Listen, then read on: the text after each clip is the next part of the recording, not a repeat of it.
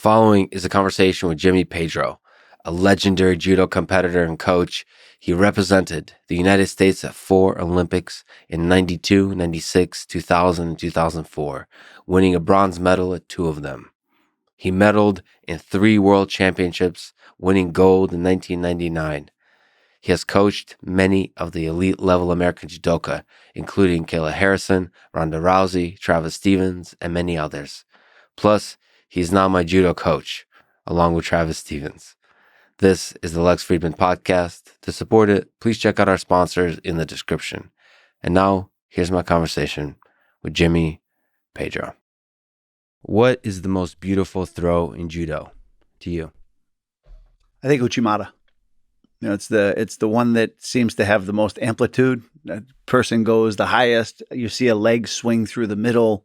The person doing the throw, there's a leg swinging through the middle. The other person definitely goes, head over heels, flat on their back. It's probably the most dynamic, pretty judo throw there is. Okay, so it's you're standing on a single foot and you're raising your other foot in the air, and it's a forward throw, which means your back is facing the opponent, but they kind of both fly through the air and twist through the air. Correct. Yeah, so how does that throw work? What are the principles behind that throw? Is one of those throws that, people can kind of understand how to pick up another human being in sort of trivial ways, but the Uchimata to me never quite made sense, like why it works. There's a cork, there's a twisting motion, there's some involvement of the hip, but it's not really a hip throw because the hip is not all the way over, so it's not. It's a very confusing throw. So that's what I'm trying to say. Can you say something? It's probably one of the most difficult throws to learn as well because it is so complex. You do have to stand on one leg, balance on one leg, swing your other leg through the middle, hold your opponent up in the air, and it's hard to make that contact with upper body to your back. You have to turn your back on the throw as well. So how does it work? It's definitely sort of a throw where you need to start pulling your opponent's upper body towards you, right? So their upper body starts coming towards you. Your legs go towards them as your body starts to go into the throw. So your head is going to go left, let's say. Your legs are going to go to the right. Your partner is going to start to lean towards you. And just as you start to get their momentum coming forward, your leg is going to sweep up underneath theirs, pick them up onto your hip, right? And then the finish of the throw is a twist. And a lot of times the good judoka will leave their feet when they do the throw. So both bodies are in the air together. And then the thrower comes down on top of the person being thrown. So all 4 feet are in the air. Correct. So there's just this unstoppable force as twist. So you're all in the air. You're basically doing a roll together. Correct. Okay, so who to you is the best Uchimata? Who has besides yourself? I'm not gonna lie. There's plenty of guys that do Uchimata a lot better than I do. You do have a nice video about the Uchimata online, but who's a great practitioner of the Uchimata to you? Right now, Shohei Ono, who's 2-time Olympic gold medalist. That's his favorite throw, and there's tons of highlight videos on the IJF and Judo Fanatics showing how he does his Uchimata, and it is quite different than everybody else's. But it's unstoppable. When he comes in, nobody stops it. He's won 2 golds in a row at the Olympics. I think maybe in the last 8 years, the guy's lost 2 matches. Yeah. He's just incredible. So at a very competitive division, I guess 73 kilos. Yep. Okay, and then three-time world champ too. Is he the greatest of all time to you? The only reason why he's not is because Nomura is a 60-kilo player. He was 3-time Olympic champion. So Nomura, I mean, unless Ono's going to stick around for another 3 years and win again here in Paris, that's, then he'd match what Nomura did. But 3-time gold medalist in judo in a lightweight division, that's pretty spectacular. So to you, the being able to win a championship, world championship or Olympic medal is a measure of greatness. It's not like you have some people who are not as accomplished, like Koga or something like that, but just the beauty, the moments of magic. The number of moments of magic is the highest, even if it's not championships.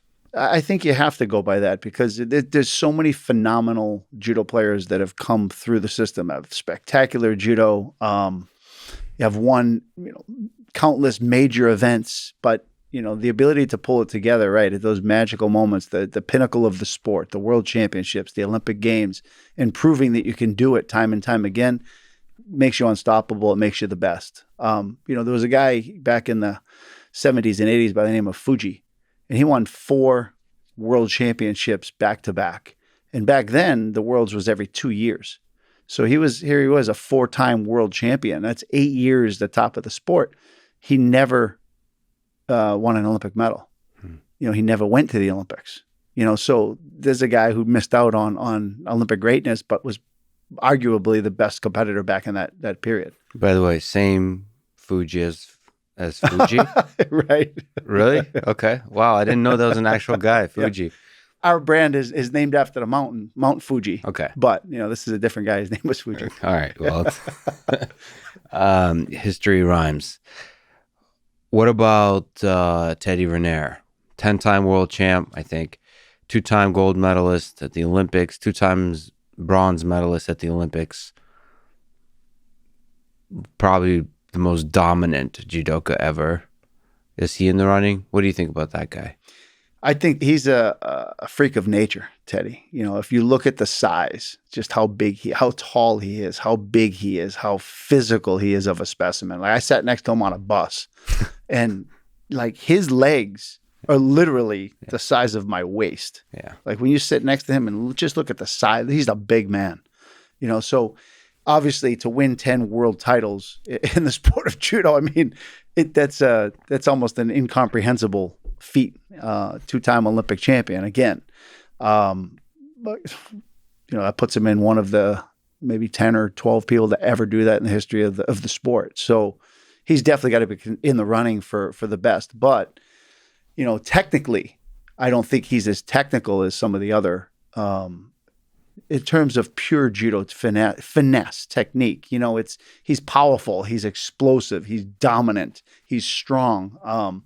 Teddy also grips really, really well, which makes him that much tougher to beat because a lot of times heavyweights, especially in the heavyweight division, a lot of them just grab the gi and they go, man to man and judo to judo and take shots at each other. And that's why a lot of them end up getting beat. But Teddy's in control, like positionally, he stays in really good position and he controls his opponent the whole fight. So they really don't have a chance against them. He doesn't give them a chance to beat him, which is why he's been so dominant. But he's not really stalling. So, I mean, he does have a really nice osotogari, this backward trip, outside trip, in case people don't know. I mean, he has just like technically pretty good throws. And for heavyweight, yes, heavyweights can be sometimes messy with their judo. He's pretty technical and clean in the execution of his big throws, but a lot of that probably has to do with the dominant gripping that he does. It's not defensive gripping, it's offensive gripping, but the dominant gripping. 100%. He controls the grips, he controls the movement of the match as a result of that, and then he creates his own openings. So, I mean, for a heavyweight, phenomenal technique, yes. And what you said, messy, I'd like to call it sloppy, right? Sloppy. A lot of the heavyweights tend to be sloppy. They've fallen on the ground a lot.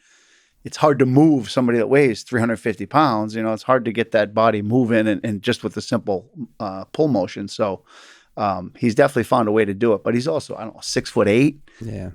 He's probably weighs 140 kilos. He's a big boy. But he had this winning streak of just, I don't know how long, but like over 100 matches. And he lost at this Olympics that we just went through, I don't even know what to call it, 2021 Olympics. I don't know the proper terminology. Right. Tokyo 2020 is what Tokyo they call 2020. It, yeah. All right.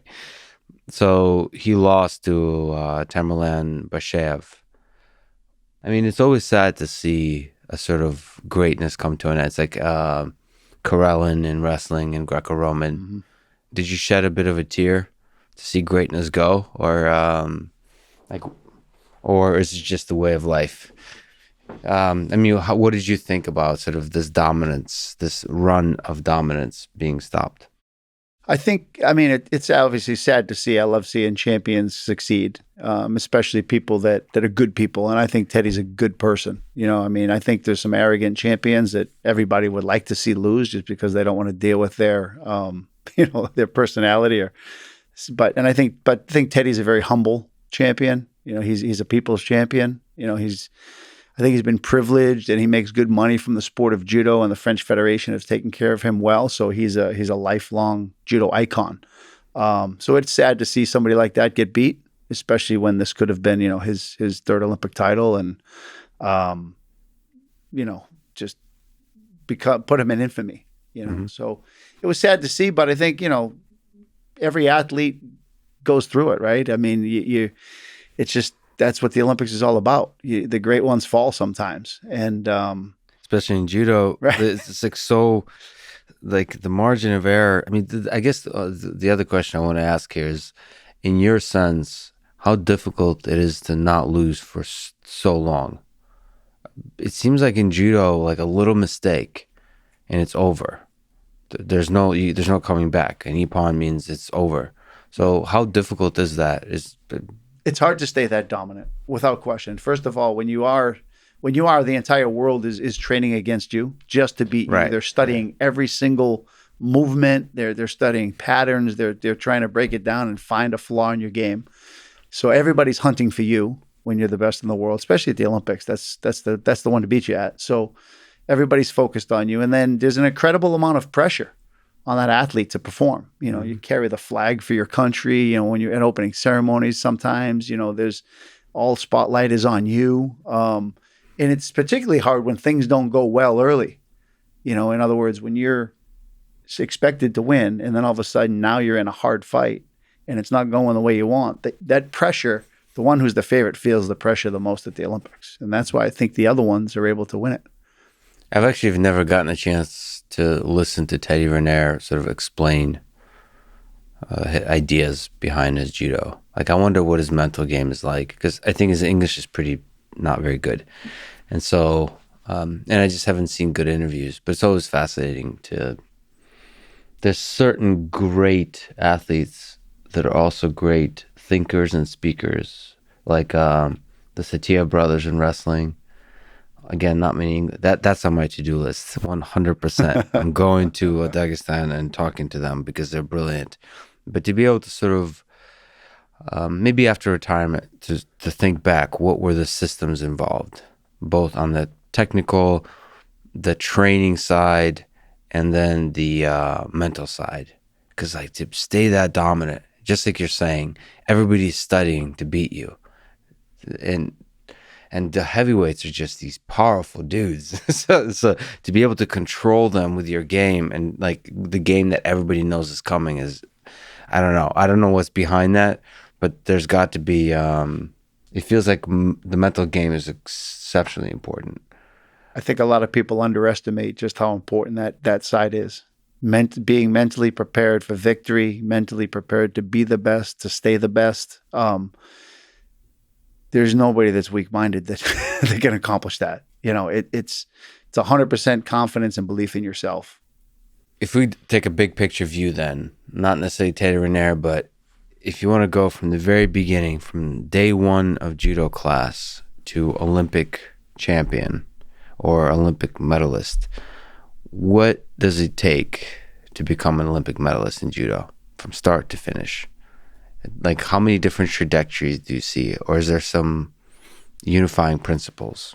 I think a lot of it your journey is going to depend a lot by where you're from. So a path that an American might take versus somebody who's from Japan or somebody who's from Europe, there's three very distinct paths, right? Because, in Japan, it's part of the culture. There's a system of excellence. There's elementary school judo, there's junior high school, there's collegiate, there's Olympic, and much like our wrestling is here in the United States, right? It's very similar. There's youth wrestling, there's high school, there's NCAA, and then there's Olympic wrestling. And when your country is a factory of producing athletes at the highest level, then all of those top athletes typically go back into the sport, and there's professions for them. They have an opportunity to coach at all those different levels. And just the level of their game and the expertise that all of them have, even down at the elementary level, make their skill so solid. And as a coach in that situation, you can just sit back and watch who stands out, as opposed to, I think in America, I guess, you would need to craft. You don't get to choose from 1,000 people, a few people that naturally stand out at the age of 9.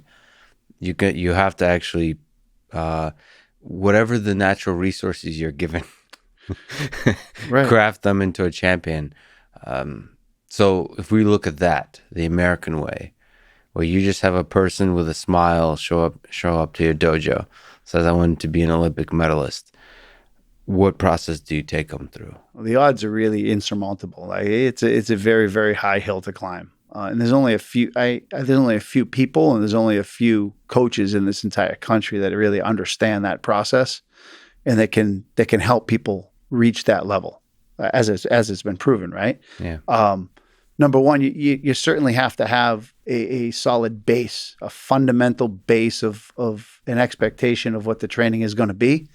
And it has to be a level of professionalism very, very early, where you're teaching all the basic judo moves, all the basic fundamental movements, posture, gripping. Well, maybe gripping doesn't come in so early in the game, but throwing methodology, movements, newaza position, standing fundamental throws. And I think most importantly is really the work ethic, just the way you're going to train, the intensity you're going to train with, the ability to, the mindset of going to tournaments constantly. You need, in order to compete with the rest of the world, our young kids need to be tested a lot when they're young. They have to be put through adversity, because they don't get put through adversity in training because you don't have that many good training partners. So you get put through adversity in competition, and then we see what your weaknesses are, and we continue to make improvements on those. But the journey is it's long, and until they're kind of at the teenage years, they're going to have to pretty much stay domestic, right? Because they got to go through life as a normal kid, but they've got to be training in the dojo at least, 5 days a week. Sometimes they might want to get, an extra technical workout in, or doing some base conditioning in addition to that. And then really at the teenage years, that's where we really, we've struggled in America of keeping teens in the sport of judo, as well as developing them properly. Because up until around the teenage years, I think the Americans are on par with the rest of the world in terms of technique and in terms of skill. And we've proven we can compete with the rest of the world up until that age. But that's where Japan, and that's where the Europeans and the countries that are strong in judo, that's where they put a lot of time, energy, and effort, is to the teens, where they have a great coaching staff. They have good training camps with 800, 1,000 people going to them every single weekend. When you say teens, what do you mean? Do you mean literally like 13? Yeah, age 13 to 17, 13 to 19. And that's where that's when you really accelerate your development. So you're saying, like, in America, when you're young, like before, 9, 10, 11, 12, you stick in judo, you can progress quite a bit. Right.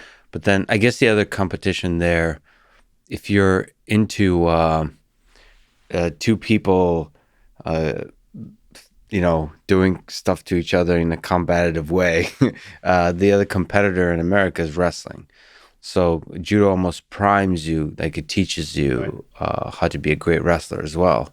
And so then you have to have a hard decision, because you can probably be a collegiate wrestler. Mm-hmm. You have like a clear plan of where you're going to go if you want to be a wrestler. With judo, that plan is more is less clear.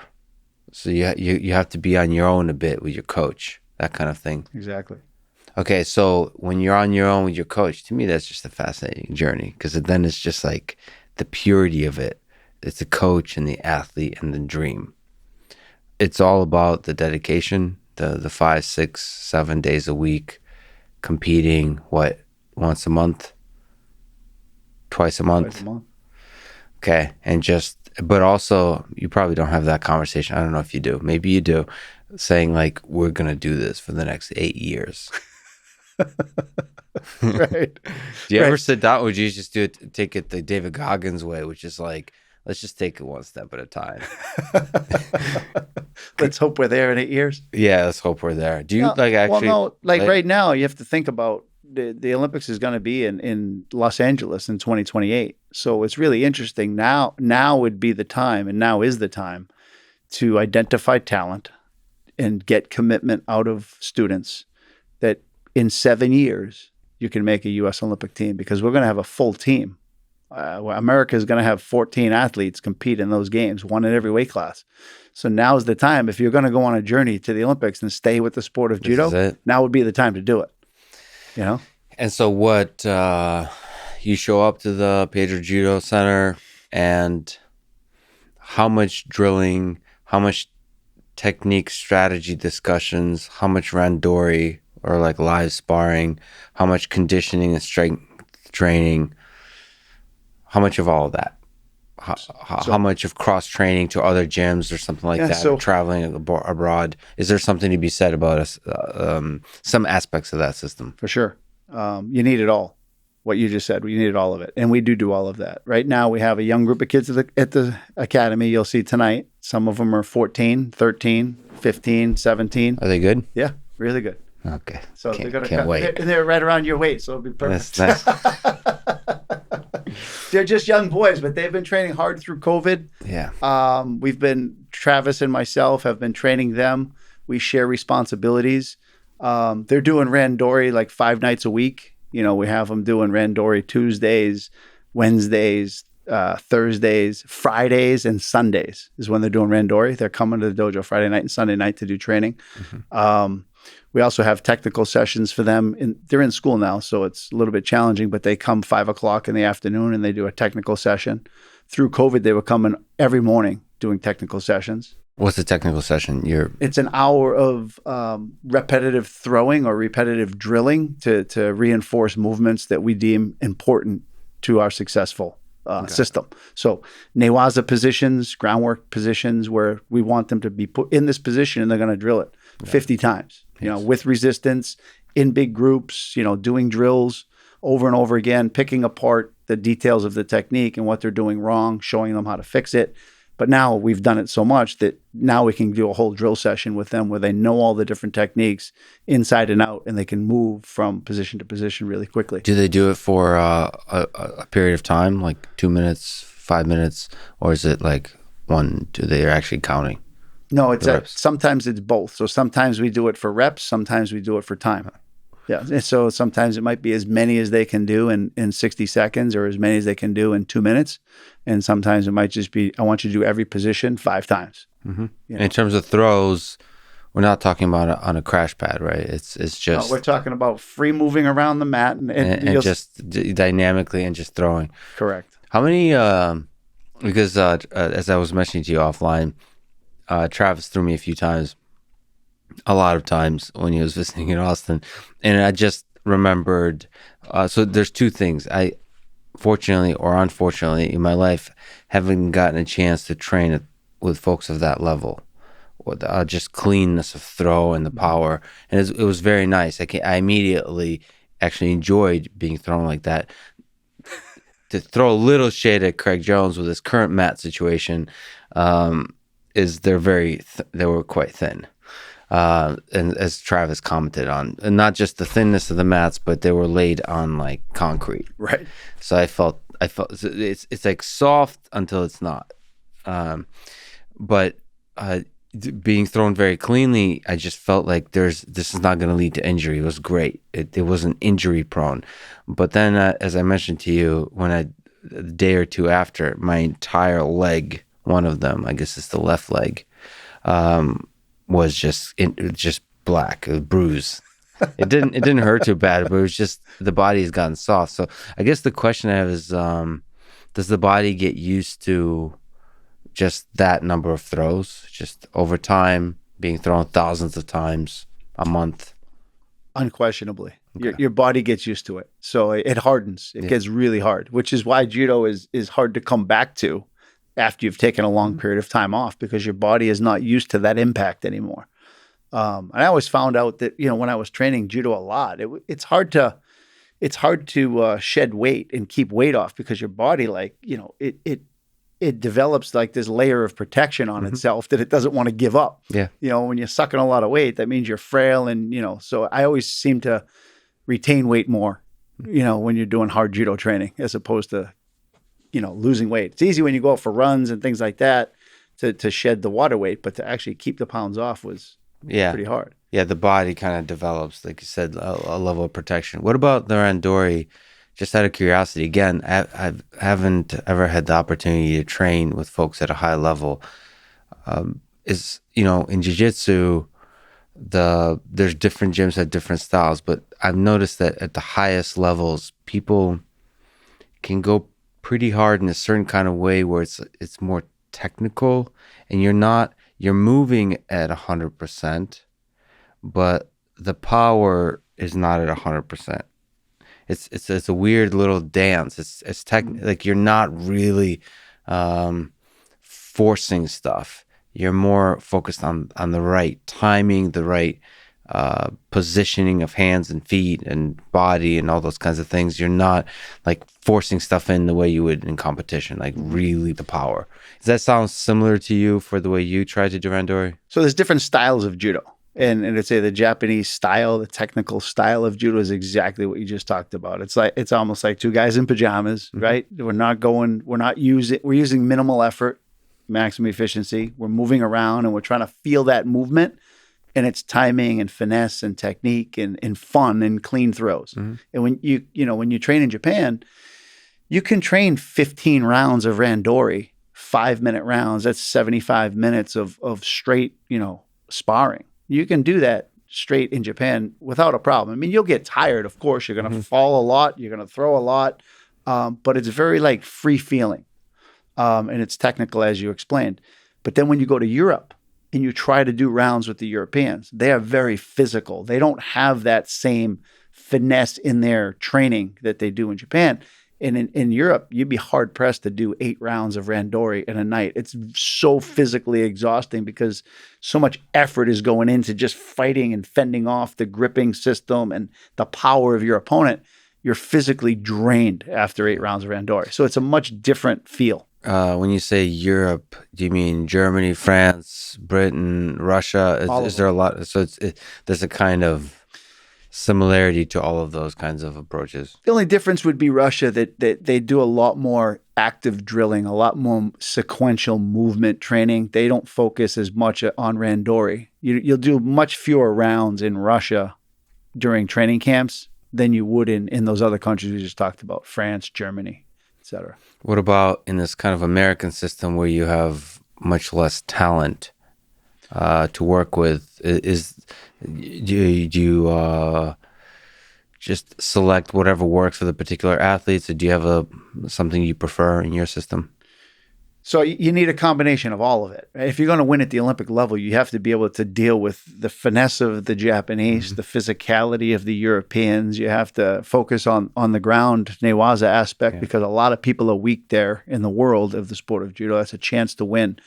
We've sort of developed our American system of judo, at least for the last, I'd say probably the last 20 years, it'd be the American system of judo, which relies heavily on taking the individual and whatever techniques they do, perfecting those techniques and the combinations and other throws that go with those throws, but then implementing and overlaying an American system of gripping, newaza, conditioning, mentality, training methodology, like in game planning, to beat your opponents. And I think that's the secret sauce to success for Americans, because there's no way, if we don't have 8 partners to train with in a night that are going to give us good rounds, right? We might have 2, so we got to have the same guy 4 times, those 2 people 2 times each. Now I have 4 good rounds. The rest of the rounds, I'm not being pushed to the limit. So we train differently.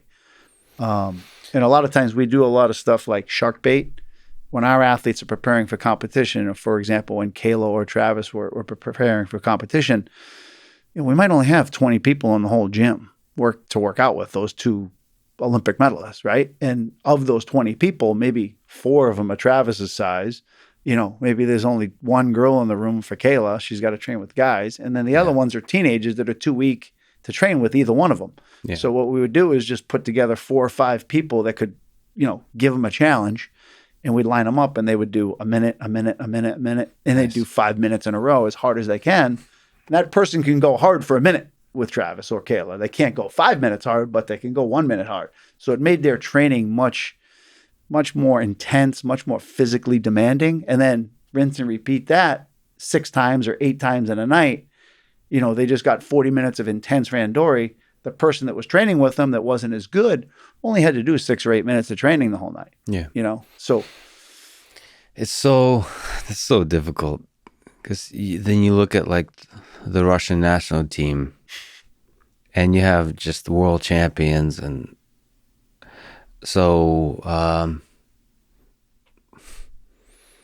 or you even have like what is it, Tom Brands and Terry Brands in the wrestling system. You have like these people. It's a small group of people, but they're all some of the best people in the world, and they're going head to head. And yeah, you don't necessarily get a good look and a variety of styles, but just the quality is there. And even that is missing for people your size in America, because right. and that is so difficult to work with, which it makes Kayla's and makes Travis's story that much more amazing. Is you mentioned kind of picking whatever the set of techniques the athlete is naturally good at or prefers or whatever. How much specialization is there? Maybe if I give you like 2 choices, is it good to have like one throw and try to become the best person in the world at that throw? Or do you want to have a bunch of stuff, like a variety of throws? Well, for Travis, it was Ippon Seoinage. That was his main throw, right? But from that Ippon Seoinage, he had a variety of other attacks he could do, you know, that mixed it up so that you kept people guessing. Maybe it wasn't the Ippon Seiwa was coming. Maybe it was the Koshi Gruma that he did. Or maybe it was the Ippon to Osoto that he did in combination. So you typically have one main throw that you do. For me, it was Tai Otoshi. Mm-hmm. For Kayla, it was her Ogoshi. For Travis, it was his Ippon Seoinage. But then you come up with the variety of other throws that you do from the very same grip. So whatever grip you take for your main throw, you want to develop, you know, an arsenal of attacks that go in all different directions, holding that same grip. So you keep your opponent guessing as to what's coming. You know, because if they're just sitting on one technique at the highest level of sport, with the exception of a few, right? We talked about Ono's Uchimata. Yeah. With the exception of a few, most of the world catches on pretty quick on how to beat you. There is something to just making sure you're really dedicated to the main thing. So for Travis, that would be like the main version of his Seoinage. Like really making sure you don't forget to really put in the time on that. Because, I mean, one way to say it is that threat being dangerous opens up a lot of things. Right. But also, I don't know. I think I'm just, as a fan, I think it's sad when like elite level athletes in all like combat sports kind of start taking their main thing for granted. Like they think, okay, I've figured that part out. Now I'll be working on all this whole system on variations, on different setups, on lefty versus left, some like weird variation, as opposed to, you know what, if you look at some of the best people ever, they seem to have not cared about variations at all. They're just like literally, they are more like Jiro Dreams of Sushi, and like fine tuning their ear, their ability to detect the minute movements that give you an opening on that main thing.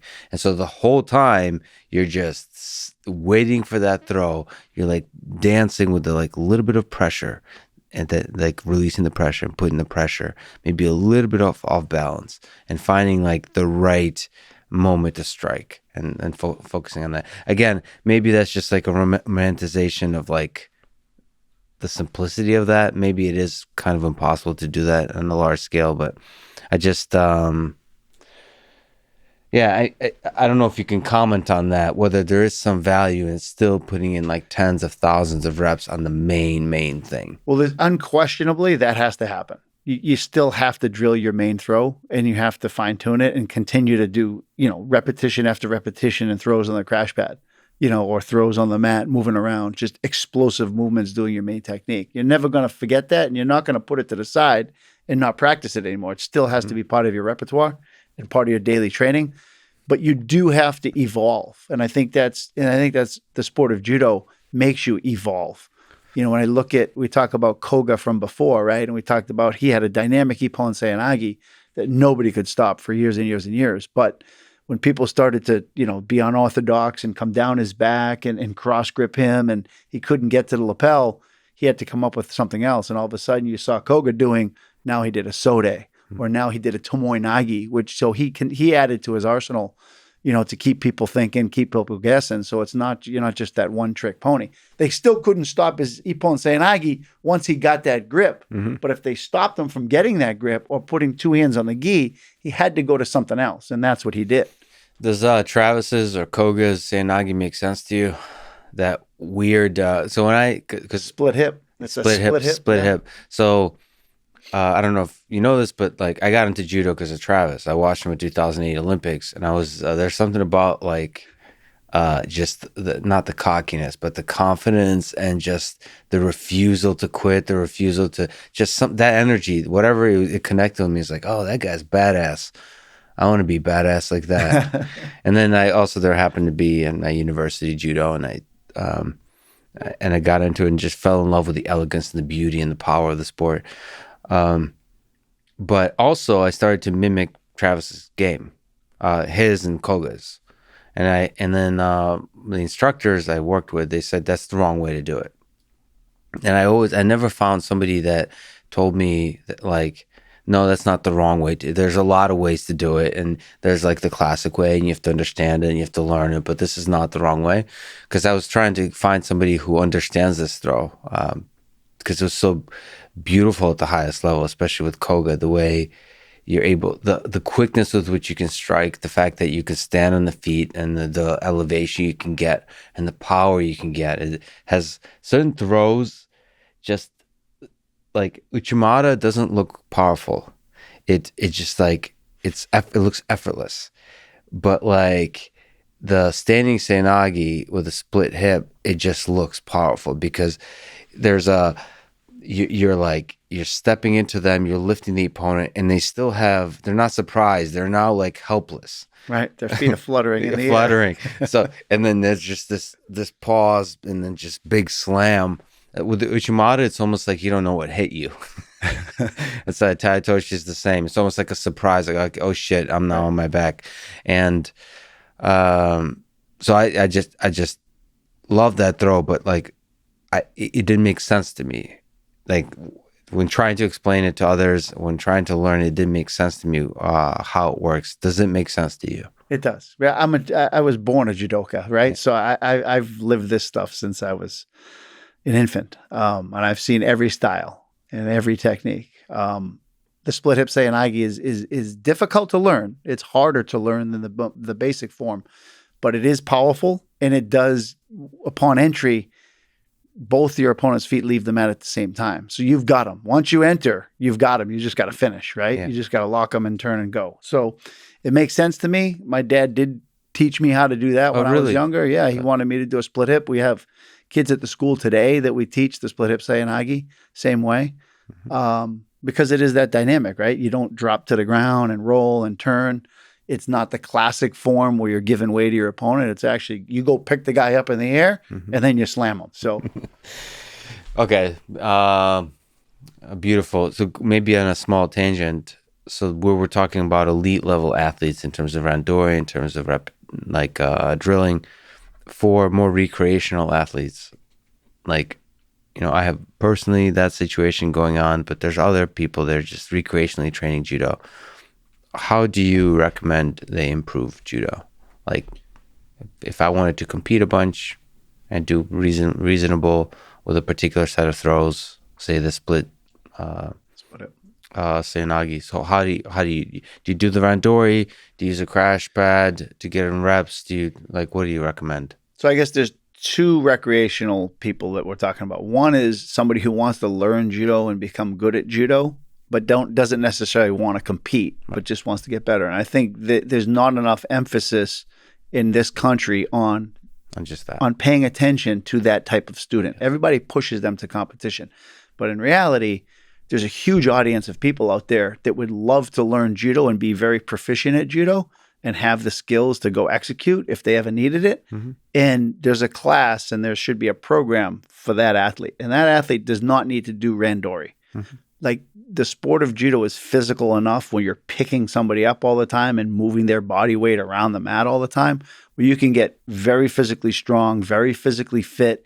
Technically, you'll be better than somebody that does randori more than you, because if you learn good technique and you learn the movement and you learn the feel and you learn the timing, you'll actually be a better athlete than the person that just focuses on randori, who does ugly technique and wins with force. Mm-hmm. So, we have a recreational class at our school where they don't do any randori. They have an option afterwards if they want to stay for 15 minutes or stay for 30 minutes where they can participate in randori. But most of the adult students choose not to, because they're already so tired from the other, hour class. It's a good workout. Right. They're already dripping sweat. They're already like, if you work hard and drill hard, it's an intense workout. You're exhausted. So that's a specific set of or program, I should say, at every academy. And then if you want to get good and you want to compete, then to me, once you have your techniques, it's learning how to implement a good gripping system to put yourself in a position where you can always, dominate the grips, control the movement, initiate the reactions from your opponent, and then have the opportunity to attack and score. And I think that when people train with, or when they jump into a higher level of the sport of judo, all of a sudden the first thing they say is, I can't attack. Like, I don't know how to attack, because positionally, they don't know where to put their hands. They don't know how to hold the gi properly. They don't understand that they have an inferior grip, and they don't know how to get into better positions so they can attack. And that's a big part of the game that not a lot of people really understand. So you really, even for recreational competitors, you really need to have a gripping system. You need to understand the gripping system. If you want to win. Yeah. I mean, if the goal is to go and compete, that's a different story. Yeah. I don't have fun getting beat up or losing in competitions. I enjoy the. I don't even know if it's the winning or the losing. I don't. I think this is because I competed a lot in both judo and jiu-jitsu, and in judo, it feels like, because I didn't have a gripping system, it feels like you're not even playing judo against the good black belts. They're not even trying, because they get a certain kind of grip and you just can't do anything. Right. And I don't have a good answer for that. I don't even know what I'm looking for. And so it's not even fun. It's not like even losing. It's like, I don't know. It's like you didn't even show up to play is what it feels like. Mm-hmm. And it's unfortunate. And I think that is a big gap in knowledge, actually, in judo schools is the gripping part. When you first go out to do judo, right? The first thing you have to do is you have to grab your opponent, right? And a lot of times I hear coaches say, get a grip. Just take a grip. Well, sometimes if you take a grip, you're in a worse position than not having a grip at all. And that's what a lot of people don't understand. Like, if you hold the gi in the wrong way, your opponent can attack you, but you can't attack him. So why would you ever do that grip if it's only to your detriment, right? So and the way you grip does set up what attacks you can do as well. So that is a huge part. And I'm not saying that you have to be 100% disciplined and always outgrip your opponent and only be able to do throws when you have a superior grip. I'm just saying that to be able to put the grips together with the throws and understand the movements is going to make you that much ahead of the game. So if we take a step to our previous discussion of going from zero to hero, so going from the early days through the teenage years to winning an Olympic medal. So we mentioned a lot of training, the dedication of the training, the competing. What other elements are there? The mental side is visualization, believing that you could perform at that level. So what else can you say about that? I think that comes at the highest level. The visualization, the success, that comes at the highest level. I think in the teen years, there's the experience plays a huge role in getting to train with other people. Like, as Americans, we have to go train in Europe. We have to feel the European style of judo. We have to understand that physicality. They grip very differently. They put you in very unorthodox positions, and if you don't know how to deal with that, you get thrown before you even have a chance to try your own throws. Yeah. So it takes a lot of that experience and understanding what's going on. And then you also need to get that physicality. You need to be strong and hard, I would say, by doing all those rounds with the Europeans. And at the same time, you need to go to Asia and you need to train in Japan, because you need to feel that free-flowing judo for the technical side. And I think that's one of the things that I was able to benefit from. My dad was a coach who said, listen, I've taken you as far as I can take you. I want you to go to the next level. He sent me to England with Neil Adams, who was an Olympic silver medalist and was a world champion, had a great ground game and was good at gripping, and actually did Taiotoshi, which is the throw I did. So my dad said, I want you to go learn from Neil. And I ended up going to England probably 8 to 10 times in my career and spending a good amount of time there training at the Neil Adams Academy. He's now the voice of judo, Neil Adams. What do you make of that guy? Just a brief pause. He's like Morgan Freeman is the voice of like March of the Penguins and any other nature documentary. Right. And Neil Adams is there's very few sports that have a Neil Adams, I would say, because he's legitimately, maybe like Joe Rogan is that for mixed martial arts. It's just like an exceptionally recognizable voice. He's really knowledgeable. Also, the passion is conveyed so well. Like many times I'll watch just because he's talking. Right. So who is he? Since you gotten the chance to train with him, to learn from him, who's Neil Adams? He's a great friend of mine. He is. He's a mentor. Like I said, I lived and trained at the Neil Adams Club in Coventry, England, since I was like 16 years old. I went and visited him for the first time. He's the one who originally taught me how to do Jujigatami and the way that I do Jujigatami. I trained with him. He was just retired. He was in his early 30s when I first went out there. And, so I trained with him many times. And over the years, he was a mentor, great person, cares about people, cares about, the sport of judo. Had a good little club that was a fitness club, and it was judo, it was fitness. It used to go there. I'd show up at that place at like 7 a.m, and the first thing we would do is we'd go for a run. And we'd either be running mountains, or we'd be doing a 5-mile run, or we'd be doing something at the park. We were doing sprints and buddy carries and all this stuff. And then at 9 a.m, we'd have a technical session with Neil Adams, where he would, for an hour and a half, we would drill techniques and learn positions. And it was no randori. It was that sequential drilling that we talked about before, right? Where you're reinforcing your 2 or 3 attacks to set up your main attack, or if you're on the ground, you're going through repetitions of certain movements. And then I'd spend all afternoon at the club, have lunch. I'd go do my weight training in the afternoon at that place, and then in the evening we would either do randori training at the Neil Adams Club, or we would all get in a car and we'd drive to another location. And we'd go train at another club that might be an hour away, and there'd be 50 bodies there to train with, and each night we'd go to a different dojo. And so it would be all day at the club, and I'd do that for like 3 weeks straight. All we do was train. Do you know how he became the voice of judo? Do you have an understanding of what his thinking is around like how much he dedicates to himself to just commentating on judo? I imagine the amount of research required, but also just like psychologically, just the excitement he has in his voice. It takes work to do that. Do you have an understanding of like what his vision is with that?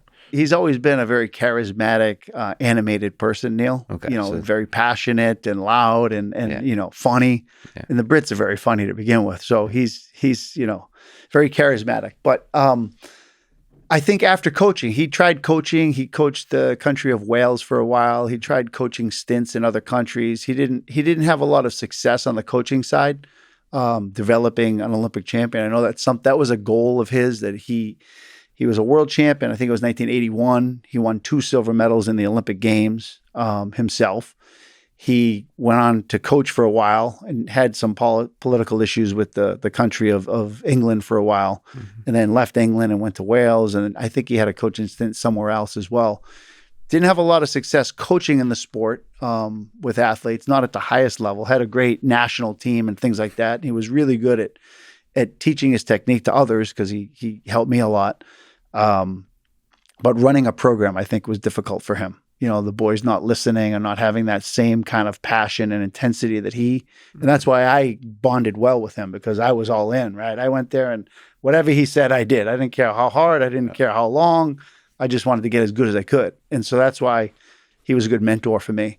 But now in terms of a commentator, I mean, he's very cerebral. He loves judo. He researches it nonstop.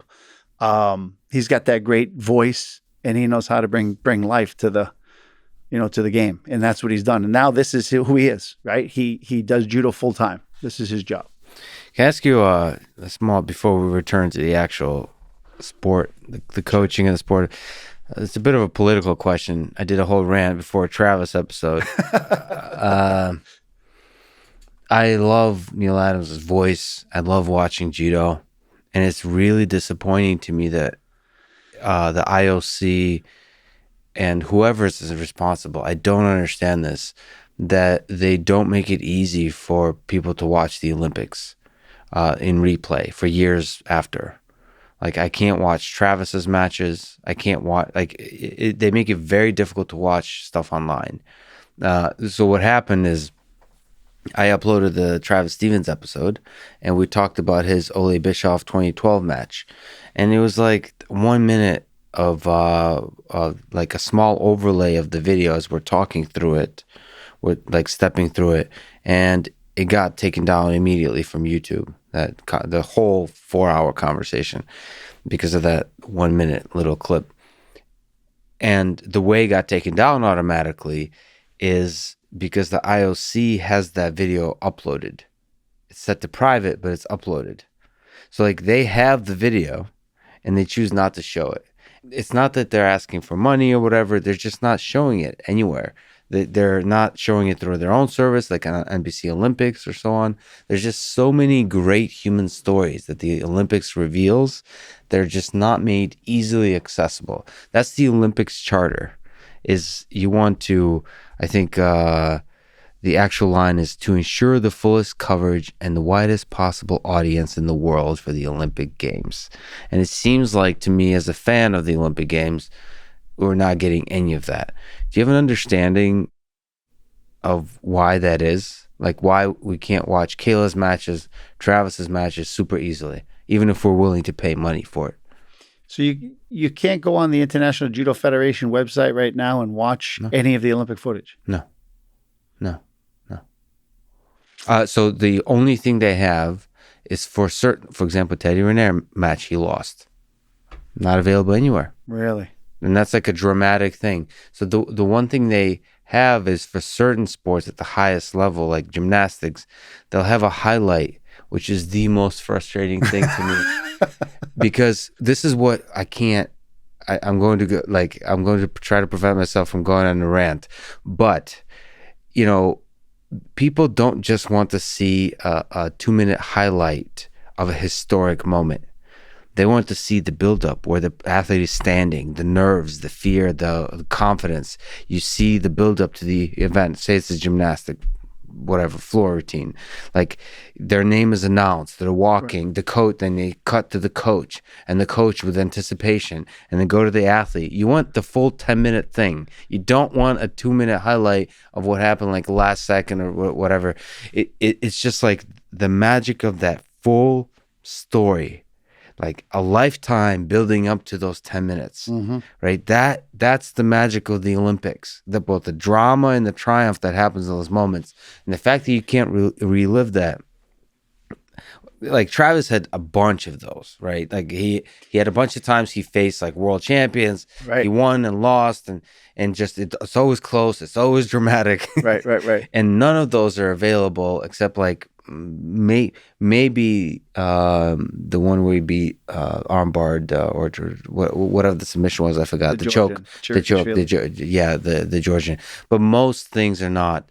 Usain Bolt, the full races, not all of his races are available online. The race with the Italian winning the 100-meter the track race this Olympics is not only a highlight is available from what I saw. I didn't look too hard. So like, but the fact that it's not super easily accessible if you're willing to pay money even, but probably should be for free, is heartbreaking to me, because to me the Olympics is like some of the best of humanity. Just like, again, the hardship they have to overcome. So like the losses are really powerful. Sure. Because it's such heartbreak, but it's also like the triumph. Well, you're losing history. Yeah. You're losing history is what you are of all the magical moments of your sport, right? It's a sin. I gotta blame it on television rights and money. That's what it comes down to. You're talking billions and billions of dollars of television rights paid by NBC here in the United States and globally, whatever the main carriers are, and all the other nations that are dictating what can be replayed and what can't. And it's what it comes down to. You know, I made a DVD or, you know, a video when I first retired from the sport. It was called Fury on the Mat. It was kind of my story, right? And I did it with a friend who was a videographer, and we grabbed a bunch of my old footage and Olympic footage. And somebody said to me, you know, you can't use that Olympic footage. And you know, I was young and I had just retired. I said, "What do you mean I can't use the Olympic footage? It's not the television footage. It's my buddy who filmed it with his own camera. It's my footage." Yeah, exactly. You know, and they said, "No, if it has Olympics in it or it's anything to do with the Olympics, the USOC owns it." Yeah. I said, "Okay." Well, they said, "Well, you should got to send it to them and let them, you know, review it." So I sent it to them, and I got a bill back. I got a thing back that said, "If you want to use this footage, it's going to be like $30,000." And I said, "Man, it's only like 3 minutes. I spliced it up as much as I could, and I only have highlights in there." And then I said, "Come on." I went back and I negotiated with them, but at the end of the day, I still had to pay like $15,000 just to have a few minutes of footage in my own film. This is, and I'm thinking, you wouldn't even have that film if I didn't compete in it. You know, like you can't. You know, so it was a struggle. And this is the different. Like you have the same in jiu-jitsu. There's certain organizations, IBJJF, or like Flow Grappling and Flow Wrestling. I understand. I think when it's a business, it might make sense. First of all, you should actually be good at being a business and making money, which is why, for me, the IOC doesn't make sense. Like, it should be accessible, but it would cost money. If it's I can't buy it. Like, would I have to email them for this footage and pay $30,000? Yeah. No, but the question is that, like, the way you run a business is you make that frictionless.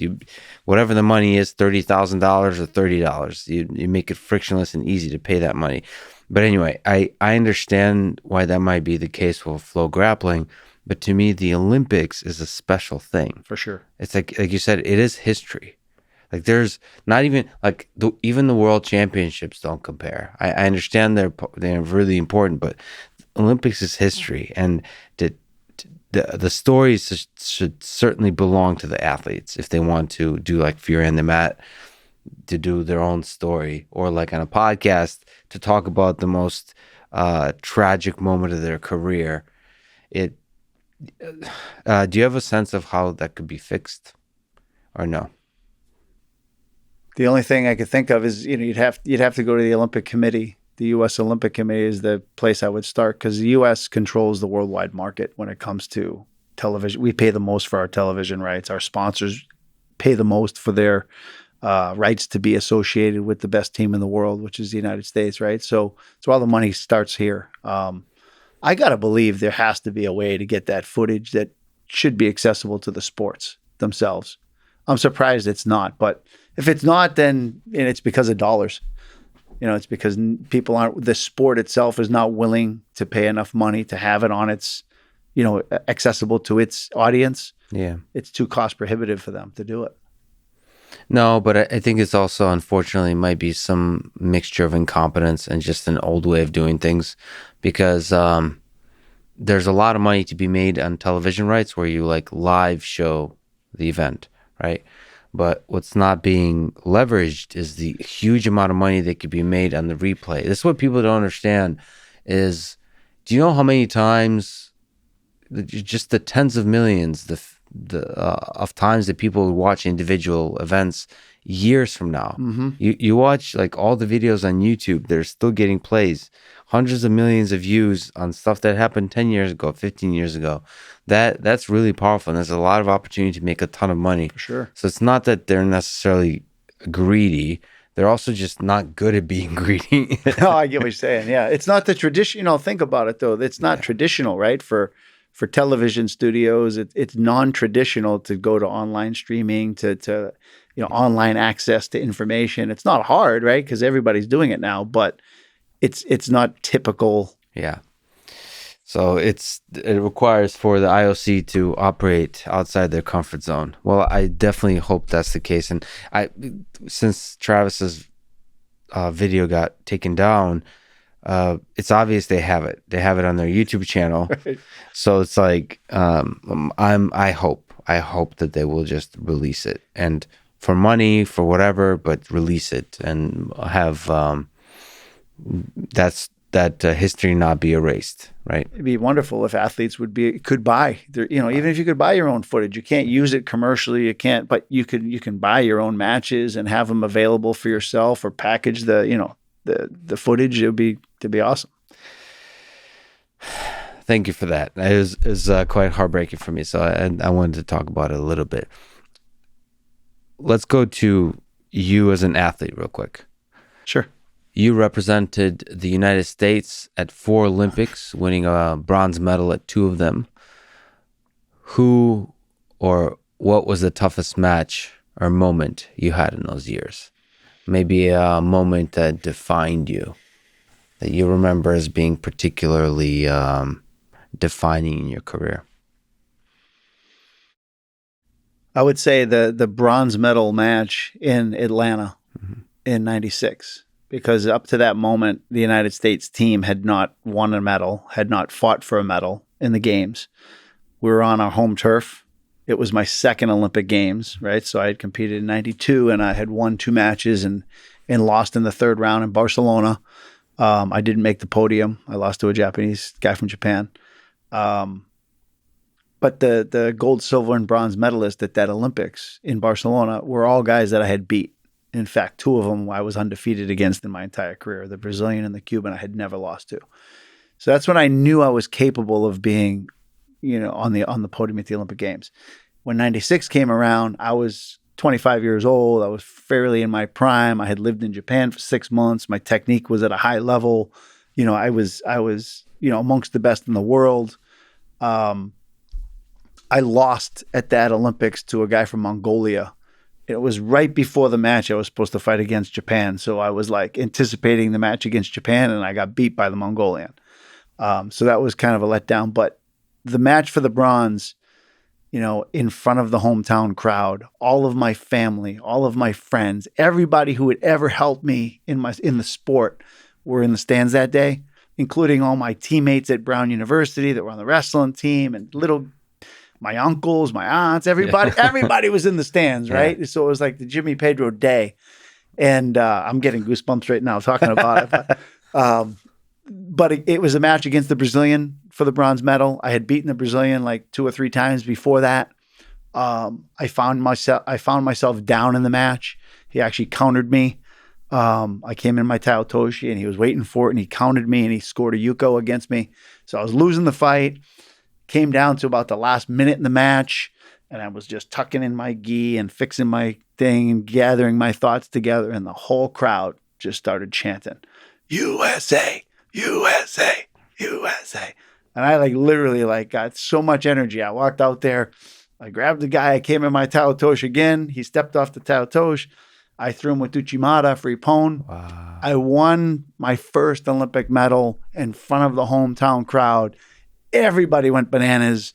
The United States judo team had our first medal from the Olympics.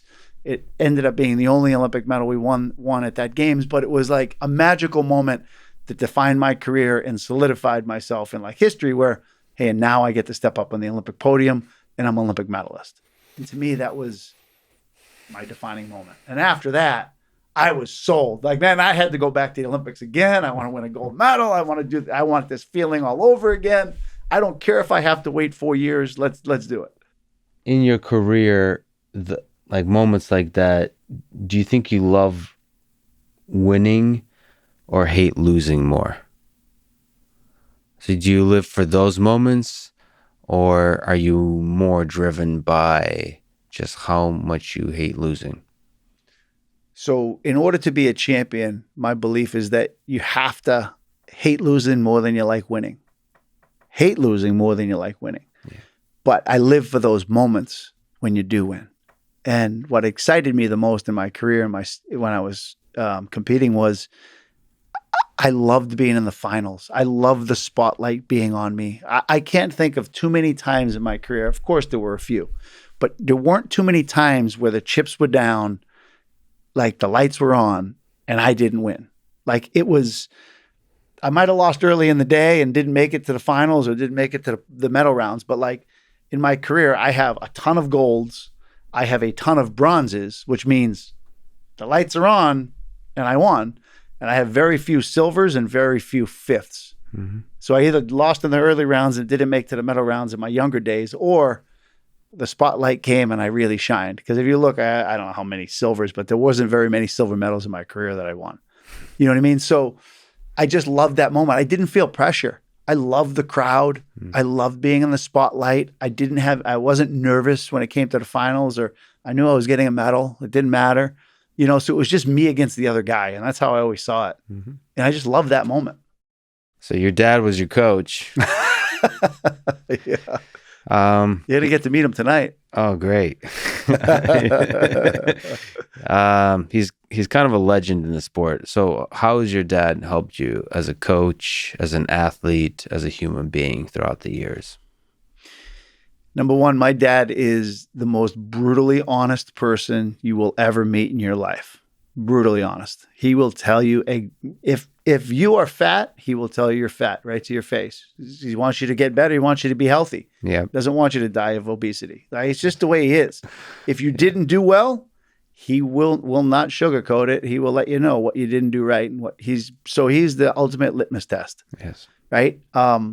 Second is, he is the most passionate, caring, like deep, like always thinking about, very cerebral, very like a student of the game. Somebody who helped me immensely in defining my strategy, helping me improve and always, look for what's next. In terms of training, I think that he's probably the most brilliant human when it comes to preparing an athlete physically, not necessarily mentally, physically for success.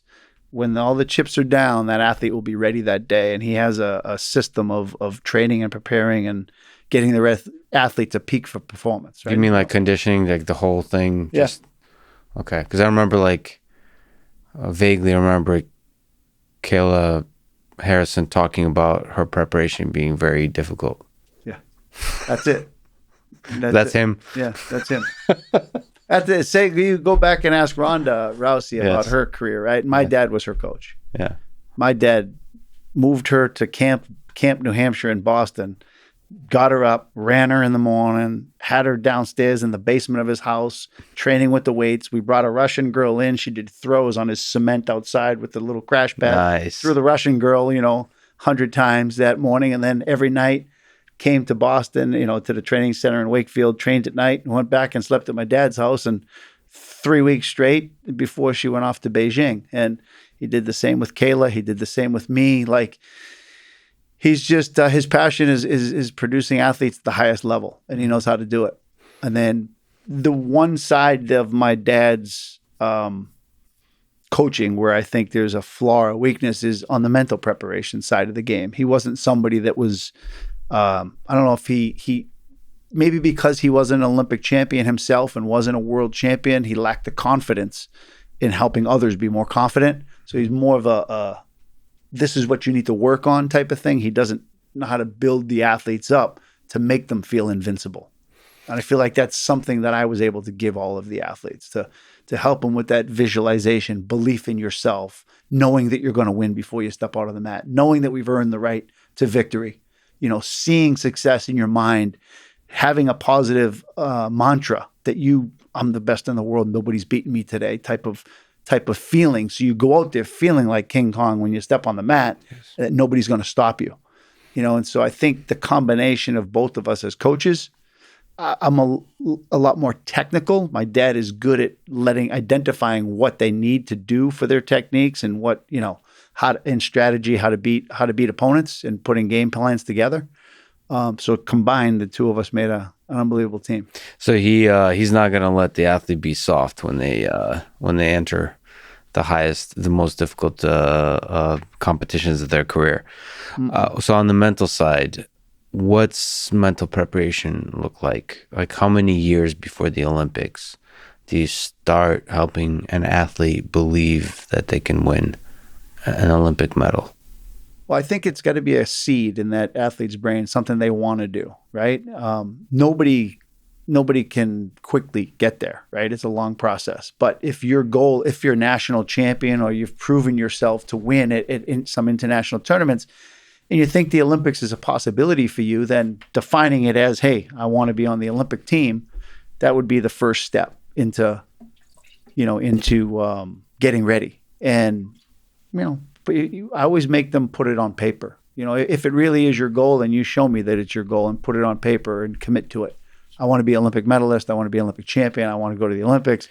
World team member, maybe junior world team member, whatever it is, we walk before we go to the highest level. But if the goal is to go to the Olympics, let's accomplish these other things first, right? Because if we can accomplish these other things, then we're on our way to getting to the ultimate goal, which is the Olympics.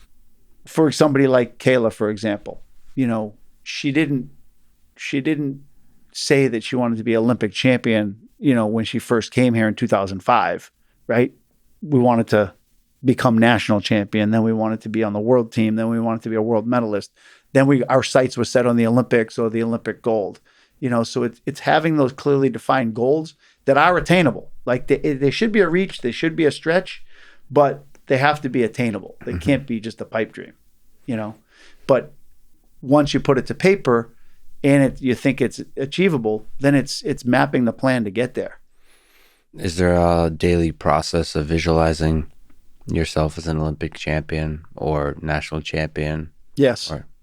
It is, and you should do it either every night before you go to bed, or before every training session, or after every training session. One of those 3 times or first thing you wake up in the morning, because it helps some people. It motivates them to go do what it is they're supposed to do in the day.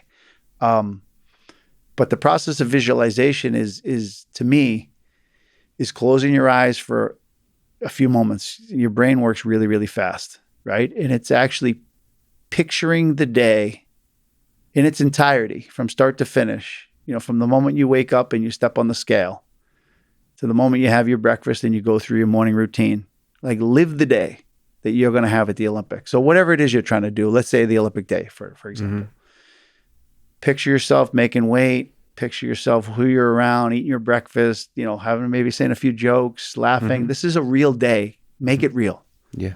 Going back and packing your judo bag for the day, getting on the bus, driving to the venue, feel what it's like walking into the stadium, for the first time, going to the warm-up area, seeing your draw up on the sheet, who you're going to fight that day, watching yourself warm up, go through your warm-up routine, walking out of the chute, into the venue, going to do that first fight, picture the moment of throwing your opponent, coming off the mat, high-fiving the coach, getting ready for your second fight. Like, live the day from start to finish and make it as real as possible.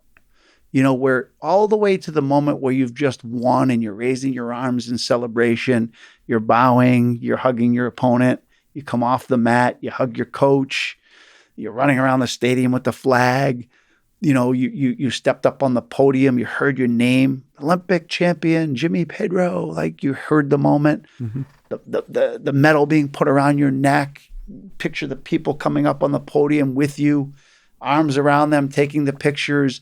Like, the more real you can make it, even before it ever happens, right? When you do that enough times, I feel that like pathways get created for you, so that when your body gets to that moment, and I've been here before. This is it. This is my moment. This is what I've pictured my whole life. I'm not nervous because I've seen this. This is going to happen. I believe it's possible, right? And I believe the athletes that do that and make it real enough, that when they get to that moment, they go right through. There's no hesitation. Yeah. This is meant to be. This is my destiny. This is why I did everything I did. Versus the ones that don't think about it ever, but just kind of like hope. Yeah. It's not real to them. It doesn't feel attainable. They don't believe it's possible. They haven't committed to believing it was possible. Without that commitment in yourself and that belief, it can't happen. And one thing that I talked to Travis a bit about this.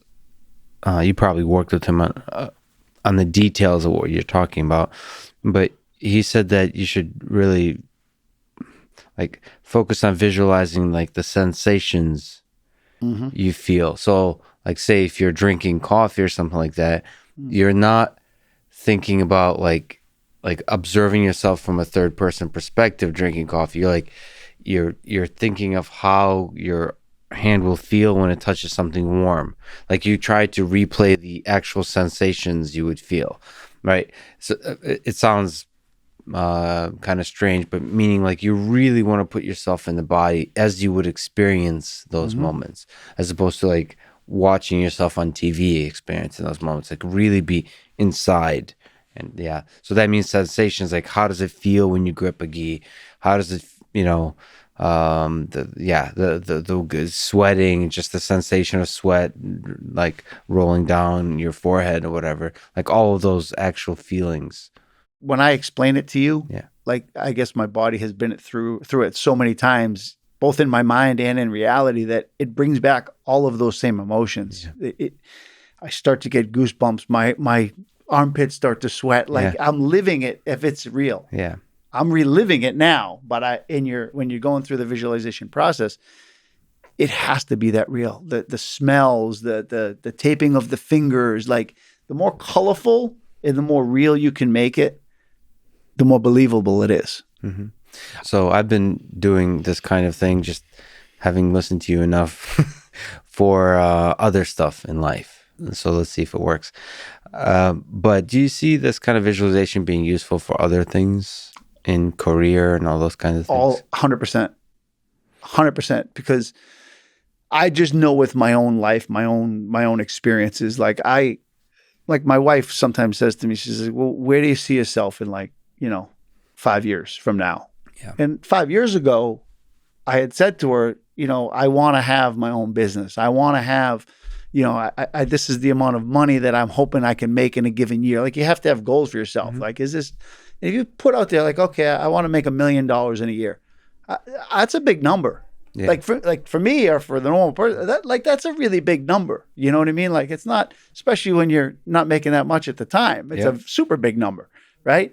So having those goals for yourself, like it won't happen and it's not possible unless you dream it's possible and think that it's possible. And then it doesn't magically happen. And maybe it doesn't happen in 5 years, maybe it happens in 10. But at least you're on the path to getting there. Mm-hmm. You know what I mean? And I said, I want to own my own business. I want to control my own destiny. I want to be my own boss. I want to make my own decisions. Like these are the things that I told her I wanted to do. And now I'm at that point, where, I work for myself. I have my own company. I have partners, obviously. But like, if I want to pick up and go somewhere for a week, I just do. I don't have to ask permission to do it. Mm-hmm. Right? That's what life, freedom, right? That's what I'd like. It's so. And all of it starts with a dream. In the same with my dojo, when I first opened, so I ran a dojo for a long time and I only had 60 students always, like 40 to 60 students. It fluctuated. And I said to myself, why can't I get more people in my door? Right? So I hired consultants to come in and look at my business and say, why? Right? And they came in and said, well, this place is really intimidating. Like if I was coming in off the street, the first thing I see is this big Olympic champion on the wall, and I see this training that's going on, and these guys are flying through the air and landing hard. And as a white belt, you're telling me that's the class for me? Like, no way, I'm not going to do that. Mm-hmm. So like I listened to these people, and I said, you're right. And the training was hour and a half, 2 hours long. People can't handle an hour and a half or 2 hours training when they're first walking in the door. So I had to restructure all my programming. I had to look at the way I was offering my curriculum at my school, and I had to make levels for everybody, right? Like, here's my 4 to 6 year old class. Here's my 6 to 13 year old class. Here's all my beginner classes. Mm-hmm. They don't mix in with the advanced people. And and I had to learn how to, make it accessible for everybody instead of just the people that wanted to train hard. And then the challenge was, okay, if you can have a lot of people in your dojo training, it's a recreational school. You can't produce champions at that same school. That's what I was told. So then I got all my black belts together and I said, listen, this is my vision. This is what I want. I want to have a club that has over 200 judo-only athletes. No jiu-jitsu, no karate, nothing. Judo only. I want over 200 people. And in that inside of that dojo, I want to have Olympic champions and I want to have recreational. Like little kids, 5 and 6 years old, older guys in their 70s training. I don't care. But I want the spectrum of recreational and I want Olympic champions. The only way to do that is to take your instructors and say, you're going to do this, you define the roles, who's going to be the recreational coach, who's going to be the competitive coach, how do we separate these programs? And lo and behold, that was my vision that I shared with all of them. And that was back in 2006.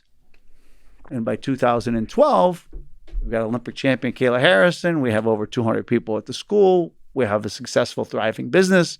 But it doesn't happen without that vision, a plan, and believing that it's possible. Believing that it's possible.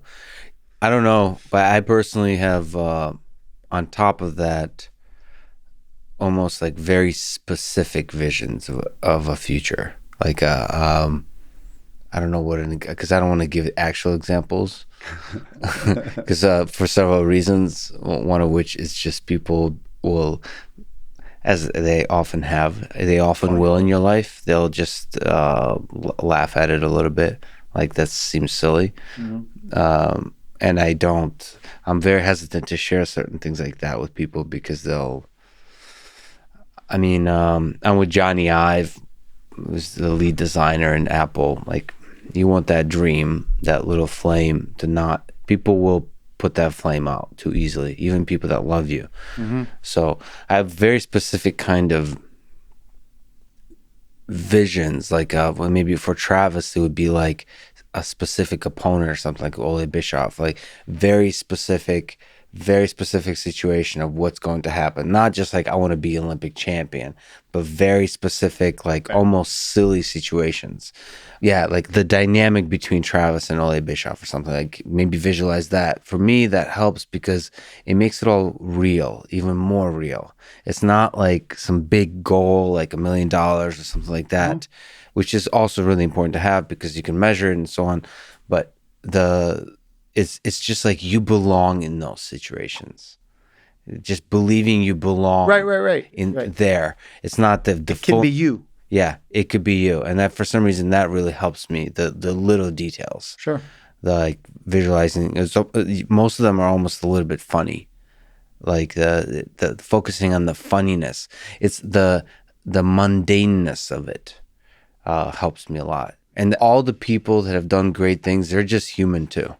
Correct. And I think a lot of people overestimate who others are, right? And don't and sell themselves too short. Yeah. Because at the end of the day, everybody started like everybody else, really. I mean, we did. You know, we're all infants. We couldn't walk. We couldn't talk. We couldn't do anything. We learned along the way. And I think that's the one thing that I realized is that, and I tell this to my athletes, but I also tell it to my recreational students. Nobody is better than you are. Nobody. Unless you allow them to be.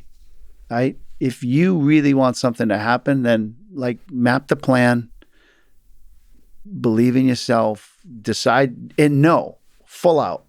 You're going to fail a lot. You're going to get beat down. You're going to have losses. You're going to have struggles. And I think that's the one thing with social media today is that everybody sees everybody succeed.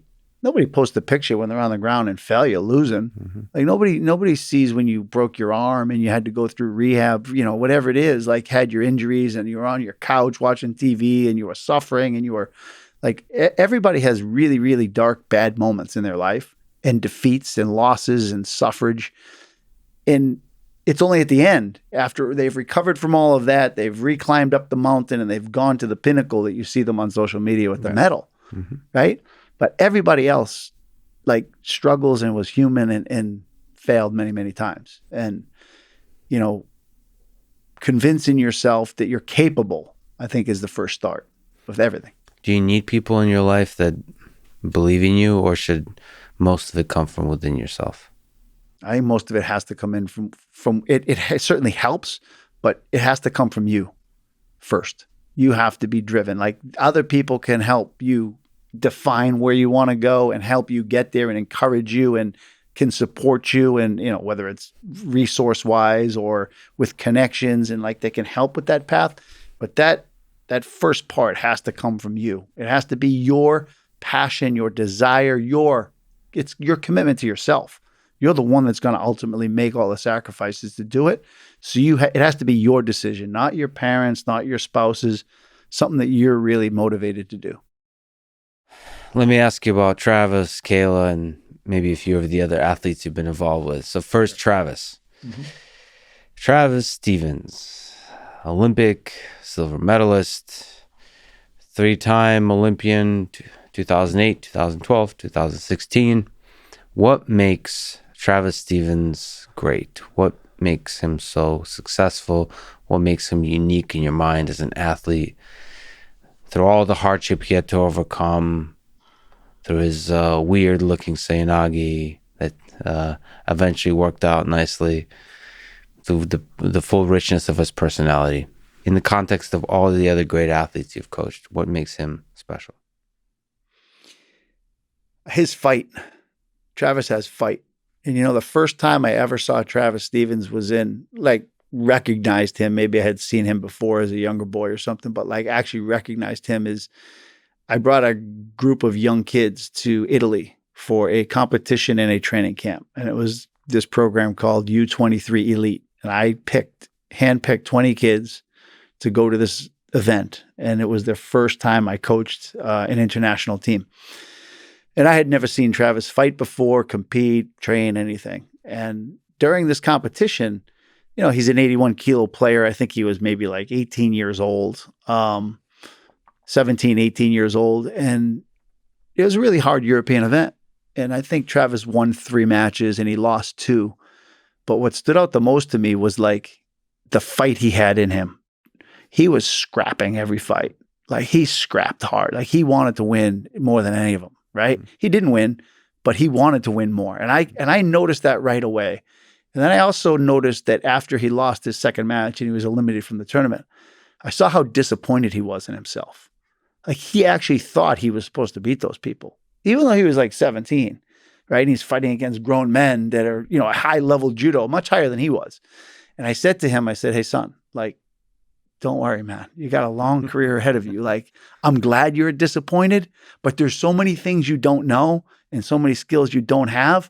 The fact that you were able to hold your own and scrap like that, you've got a good future. And I remember calling my friend, Jason Morris, after that tournament. And I said, hey, man, did you ever hear of this kid, Travis Stevens?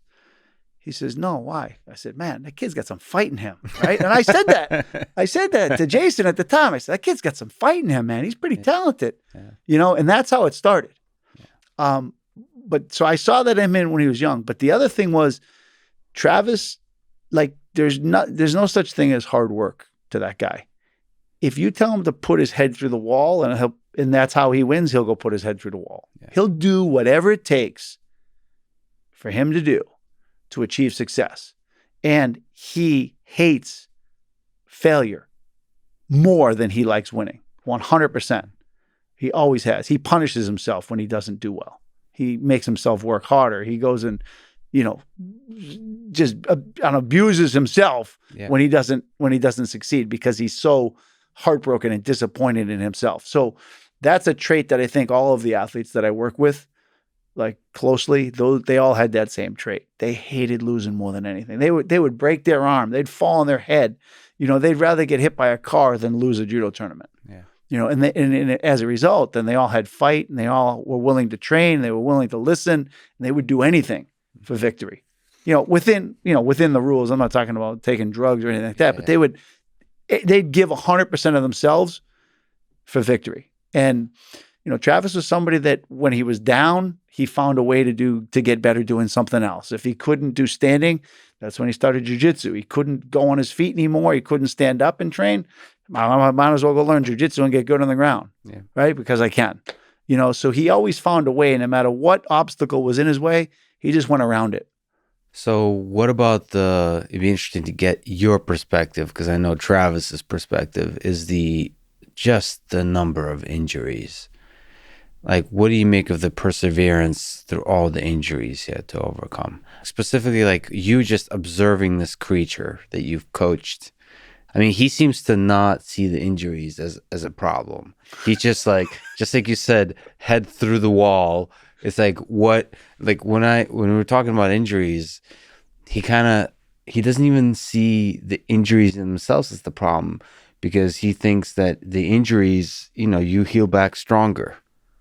I forget the exact quote, but he said like, my body is now less injury prone than most of anyone else.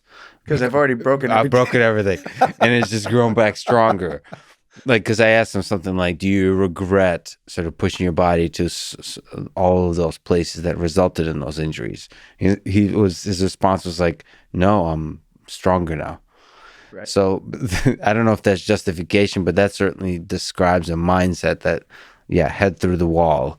That doesn't, it's almost not dramatic, like, look, I got this injury, I'm so like brave and special for overcoming this injury. He's just that's part of the job, and he gets the job done.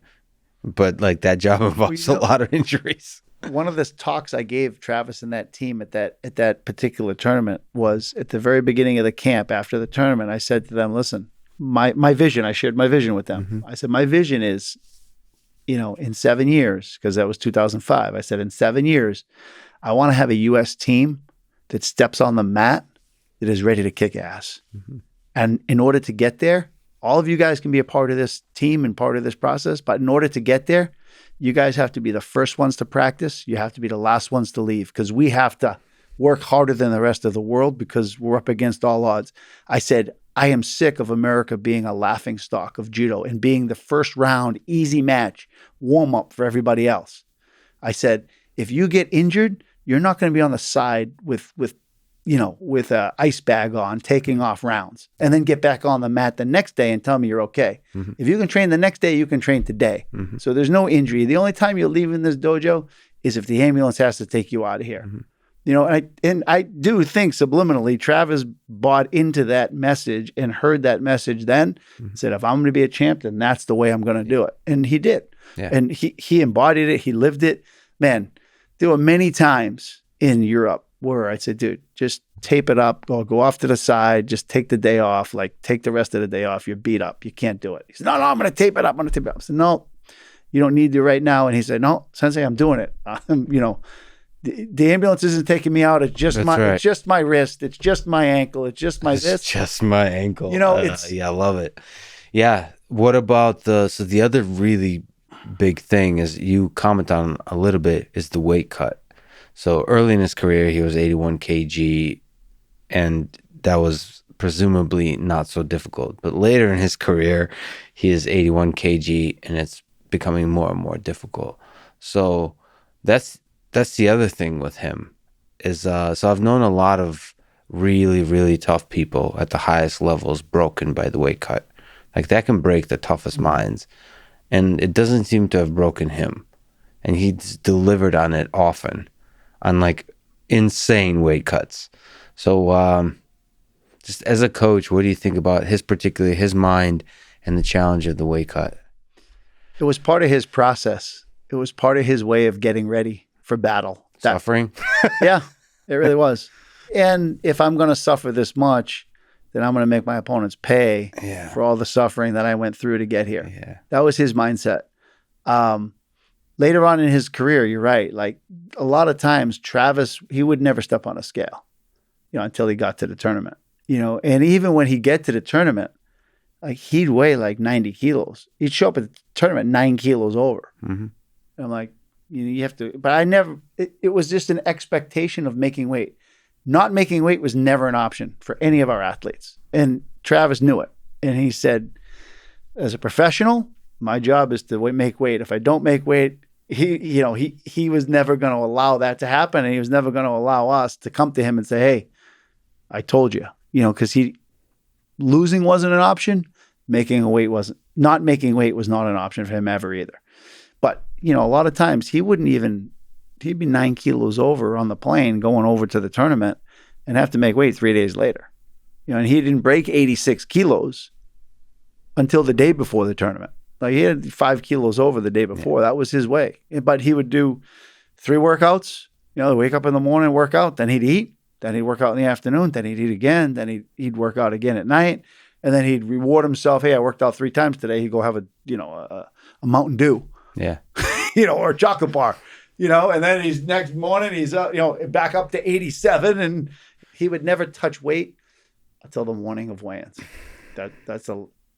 When he wasn't on weight for more than like 5 minutes.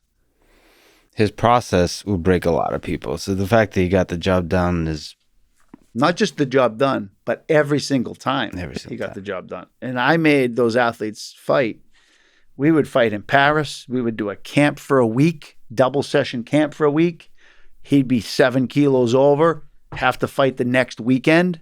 We're talking 2 or 3 days later. Mm-hmm. So not only did he make the weight, but he did a grueling training camp twice a day and then cut weight and then fought again.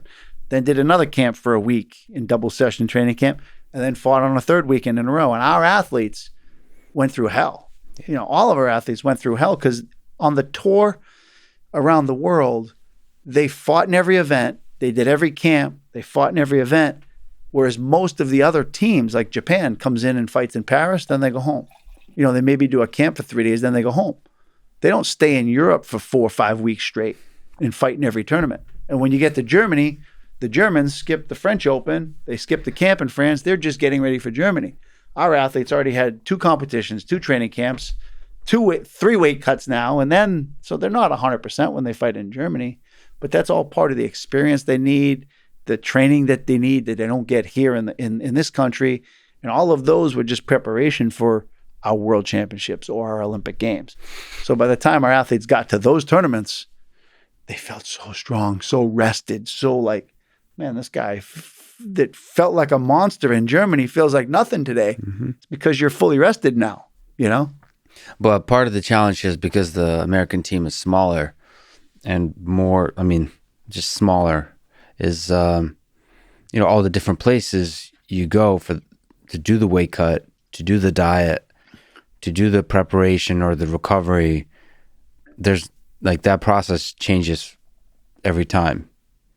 So you basically have to improvise a lot. Oh yeah. So you show up to a hotel and how you do the weight cut, you don't know. And there's the different weather conditions. It's like, what is it? Rocky versus Drago, right? Right. So you have to just improvise. And that's also a fascinating part of the American judo story, which is like, you have to improvise more. Well, it was funny because when it was 1990 and it was at the Goodwill Games, right? And it was a U.S. Olympic Committee type event. And so we're on the bus with the swim team. And it was me and Jason Morris on the American team. And we're going to the judo competition. But we're on the bus with the swim team. We're going to the venue where we're staying.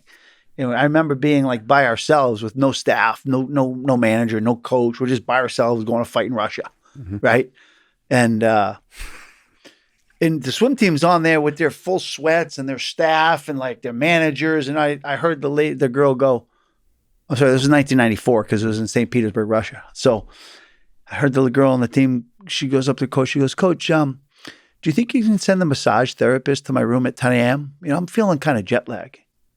I looked at me and Jason. We looked at each other like, she's scheduling a massage? Yeah. We don't even have a staff. Yeah. Like, what the hell is going on here? What a difference in sporting, different sports within the same country, and but that, not to romanticize things, but that you do represent the spirit of the Olympics when you're kind of the improvisational nature of it, because it is just you and sometimes you and the coach and just pure guts and you against the world with no money. The warrior spirit. The warrior spirit. How did it feel like when he, after being in 2 Olympics, beating some of the best people in the world, facing some of the best people in the world and just barely losing, what did it feel like to you as a coach to see Travis Stevens win the silver medal? Electric. First of all, 2012 in London, it was like it felt like somebody died. I'm not gonna lie to you. Like The Ole Bischoff match? just seeing Travis not finish on the podium, period. You know, in the Ole Bischoff match, I thought he won, regardless of who won and who lost. He just left everything he had on that mat, right? 10 minutes of, probably was a 20-something minute match, but 10 minutes of fighting, actually, right? He left everything he had. He wanted to be in the Olympic finals. He wanted to be an Olympic champion. And when he didn't get that opportunity, he lost everything. He drained himself. He cried for 45 minutes straight. I couldn't regroup him. I couldn't get him up. I said, Travis, you've got to stop your crying. You've got to get off the floor. We've got a bronze medal fight. Like, if you don't recover, you're not going to perform well. And he just didn't care. Like, it was gold or nothing. And so when he walked out against the Canadian boy, he had beaten the Canadian. I think at that time, he had beaten that Canadian every single time, except for that bronze medal match. But he just didn't have the fight in him anymore. You know, he'd left it all out in the match, in the Bischoff match. So to see him come back with 0, right? We just had a team where his best friend, Marty Malloy, won a bronze medal, right? Then the day after Travis fights, Kayla Harrison goes and wins her first gold medal, right? Our first ever gold. So we have a gold and a bronze. His training partner wins a gold. His best friend from growing up wins a bronze. He has nothing, right? To see him for 4 years go through hell, like literally like all of his injuries, every training camp, and then forget the humiliation, because every time any reporter ever came to my dojo, they want to talk to Kayla. She's the Olympic champion. Yeah. Who's this Travis guy? Yeah. You know, who is this guy? You know, so he didn't medal. He's not that important. And, up until you get to right before the Olympics, now they talk about he's an Olympian again. But up until that point, and then every little kid sees Kayla's medal. Oh, Travis, yeah, you went to the Olympics. Where's your medal? How did you do? I took 5th. I didn't place. It's the lowest of low every day, having that constant reminder. So 4 years later, when that guy, mentally, he was ready. Physically, he was ready. That was the best and strongest Travis Stevens that I've ever seen and I've ever felt. Like, because I had to get on the mat and do some drills and stuff like that, and like try to defend arm bars, and because we didn't have a lot of bodies in Rio, and I was like, my God, I said after one of the practices, this is the strongest I've ever felt that guy, right? Before the competition. So physically he was ready. Mentally, the morning of competition, I said to Travis, I looked him in the eye and I said, we're ready to go over to the venue. I said, are you ready today? And he just looked at me like, he goes, I am going to shock the world today. That's what he told me. I'm going to shock the world today. And I said, all right, great, let's go, right? So we go to the venue, and every other athlete was just like nervously, like doing repetitions of uchikomis. You could see like sweat coming out. You could see like all this nervous energy going through their body. And here comes Travis Stevens. He's got these big goofy headphones on. Yeah. He's got a tank top that says USA on it. He's got the swim trunks that say USA, like that have shiny letters that glow in the dark. Yeah. And he's like, and this is in the middle of the judo hall where all these athletes are warming up for their first match. And he's like dancing around, like doing this loose warm up, like almost like a little kid at an amusement park whose dad said, yeah, go play, And it was like he had waited 4 years for that moment. And he was so relaxed, so focused, so relaxed, and couldn't wait. It was like a caged tiger. Like if you like coming out of the chute to go step on to the mat was like this tiger that you were just letting out of the cage, and he just go. Like, now's your time to go fight. And that's what he did that whole day.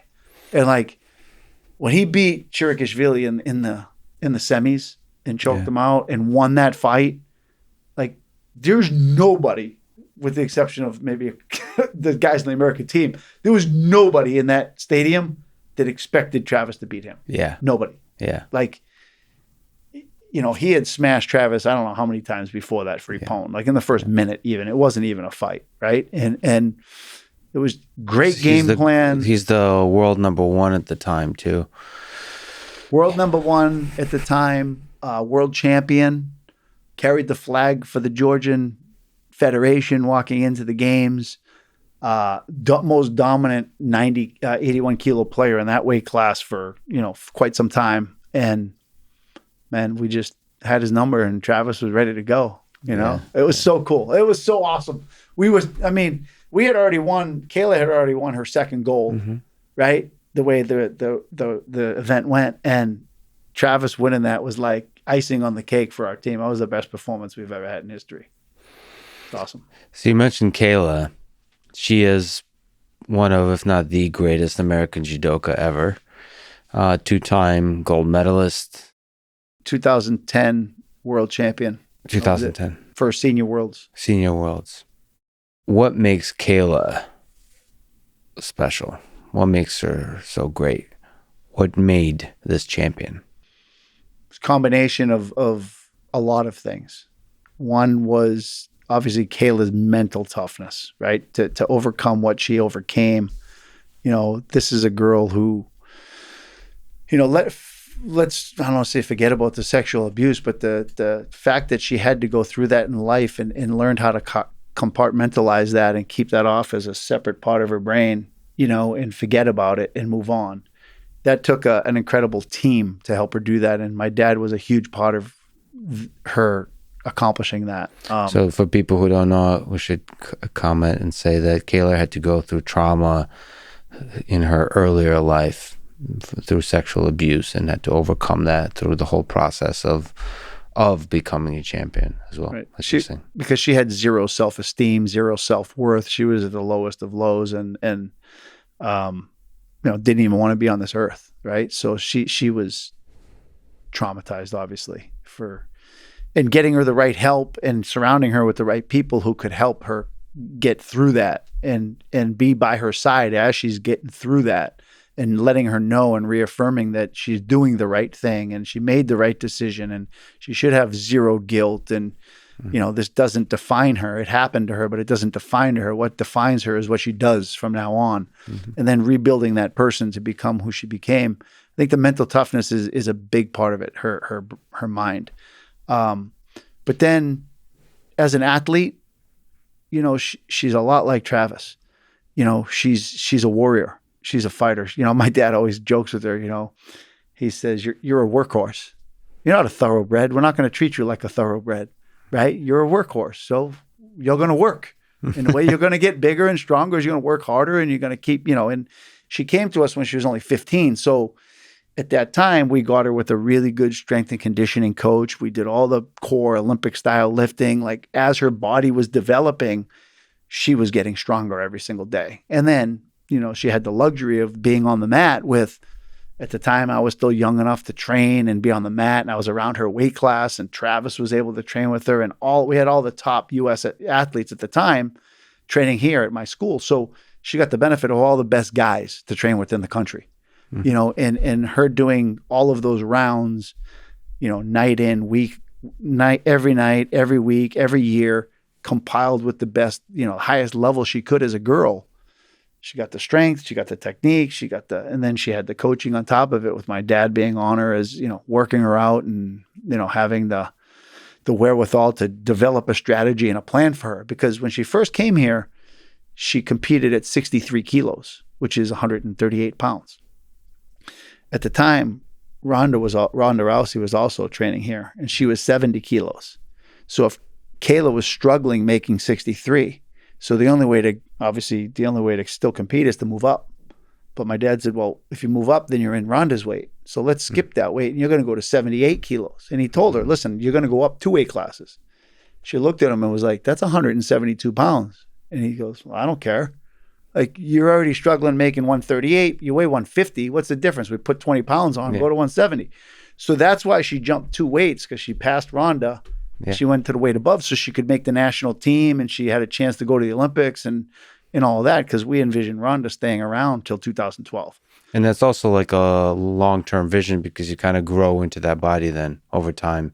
Correct. And so you can dominate. You can learn what it's like in that weight class. You can learn to dominate that weight class, excel, and then dominate. People that cut weight too hard, too long, they forget about technique because they're only worried about losing weight. They're always tired in training. They don't give 100% effort. They're not getting better. She now is just focused on getting better at judo, you know, and getting bigger, getting stronger, getting more powerful. So I think giving her that purpose and that was a great call.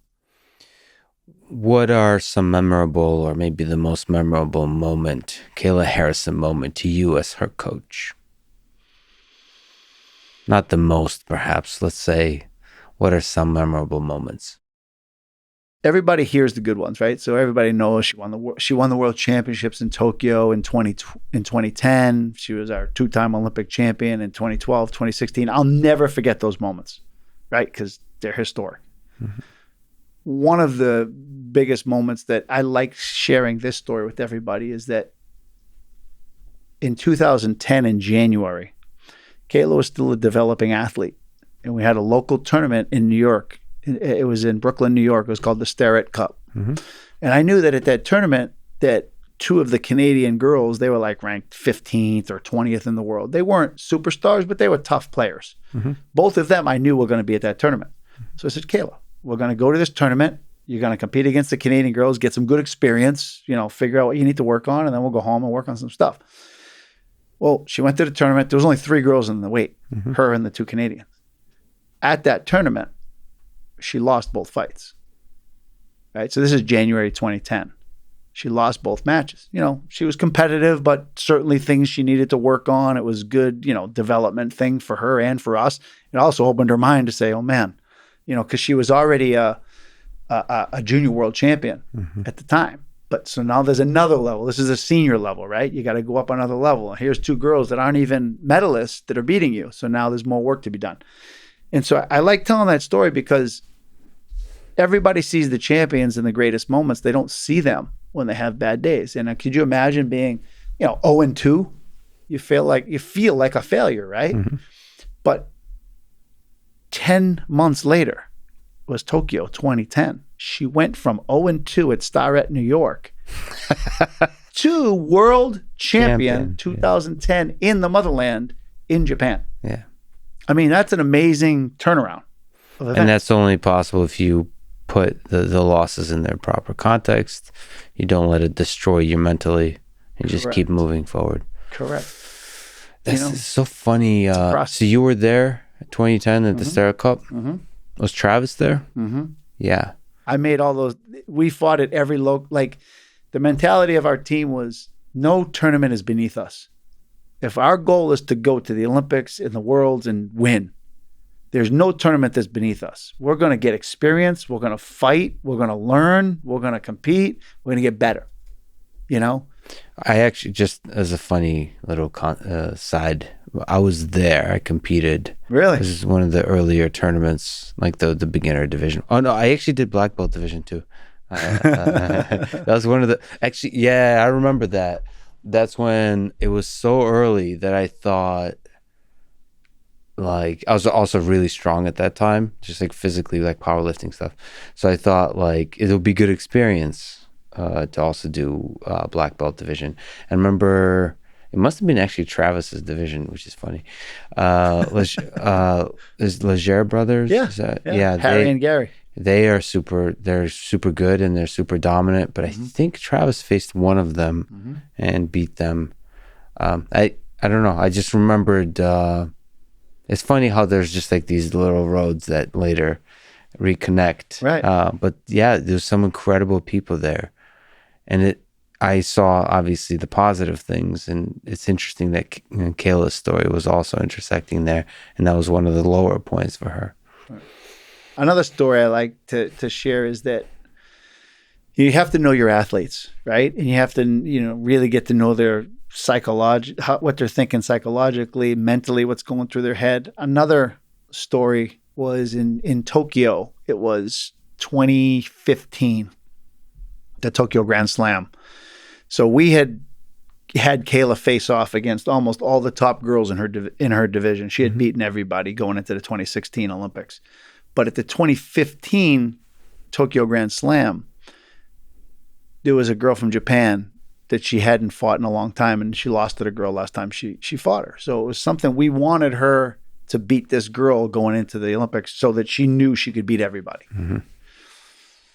And it was a first round match, and it was going to be tough for Kayla, right? It was going to be a really hard fight. And she had won a bunch of tournaments in a row leading up to that. So her confidence was really high, but at the same time, she didn't think she needed this fight.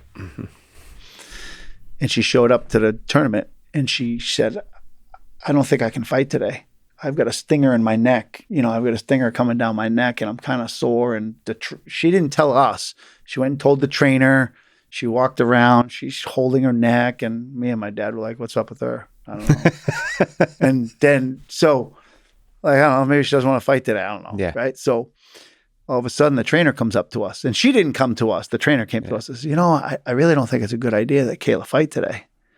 And we looked at him and were like, well, your opinion doesn't really matter, does it? Right? Like, like, what's up with her? Yeah. Well, she has this thing in her neck. It's like a pinched nerve and there's this and that.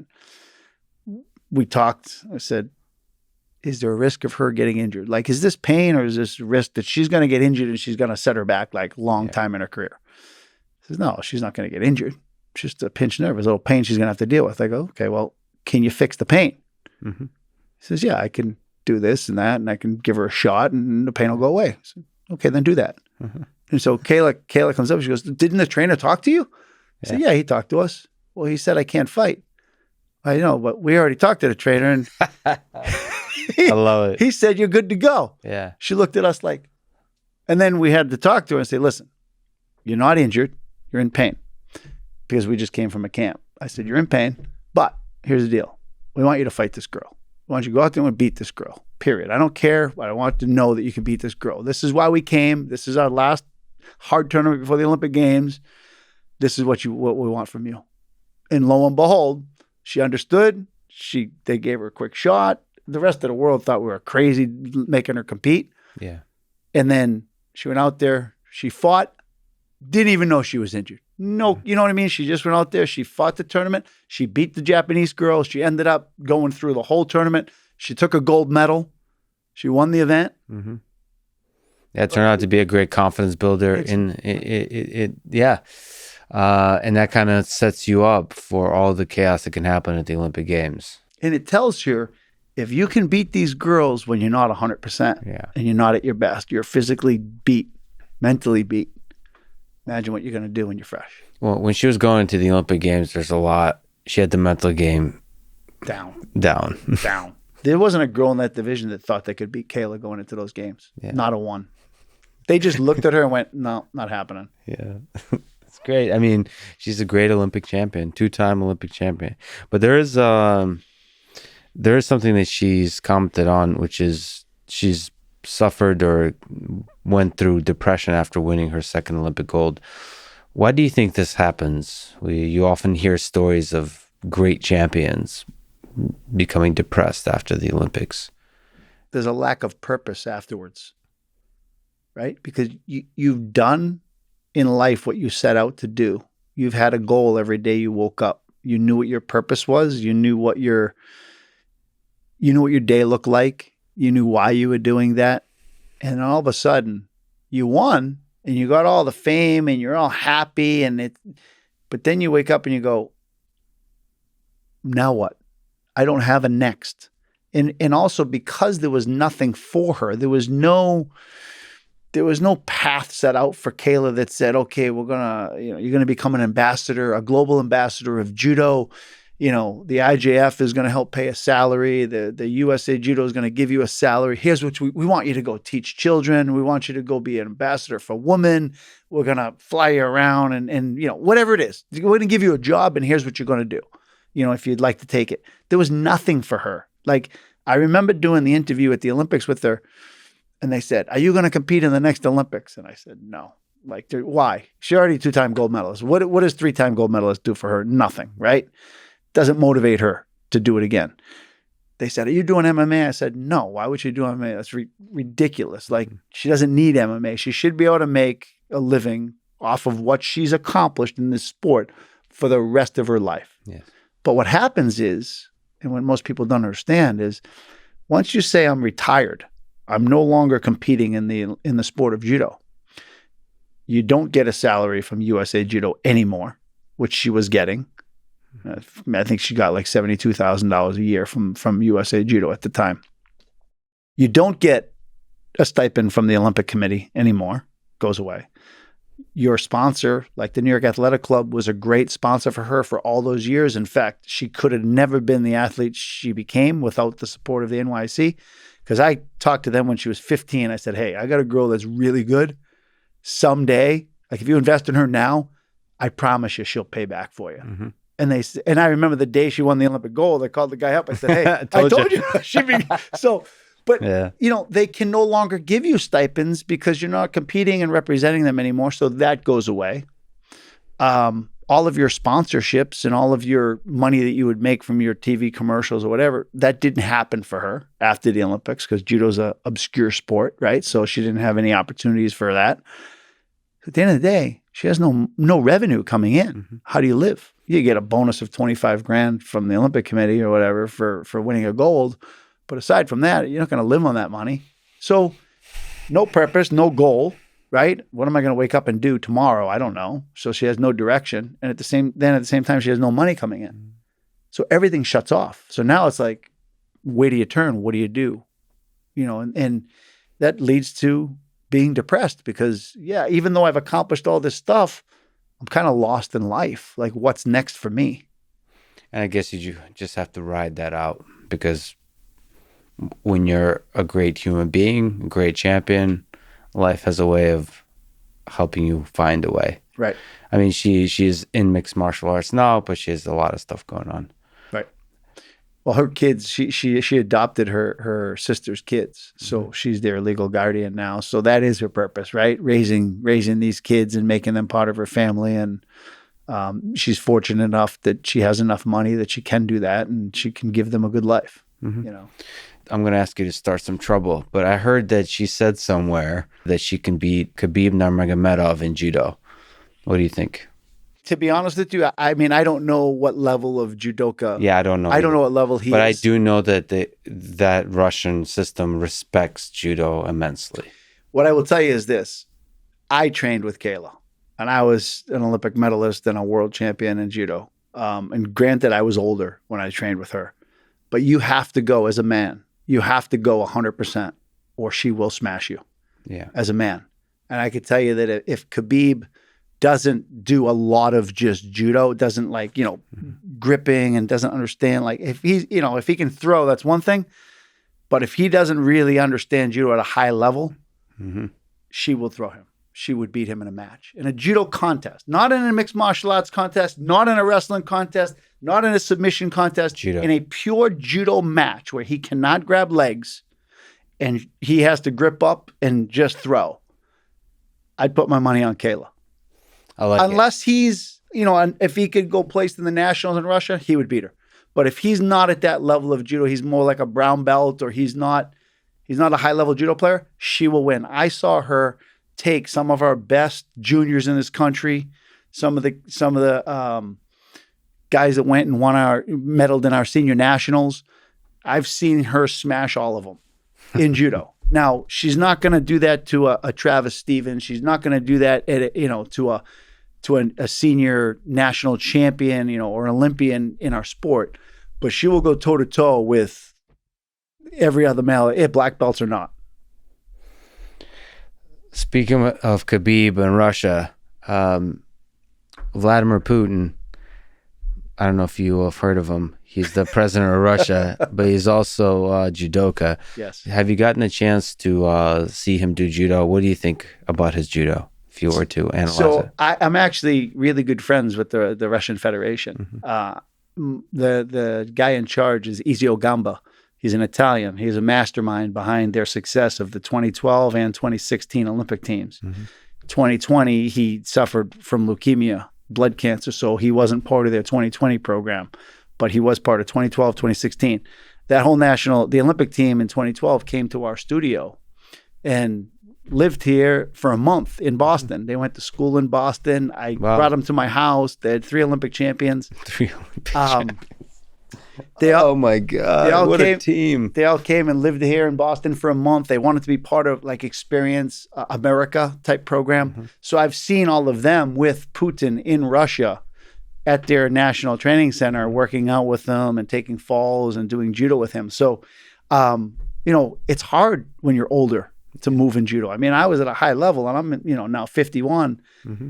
It's hard for me to move like I used to. So at his age, he's got to be what, 60, between 60s. 62, 65-ish. Yeah.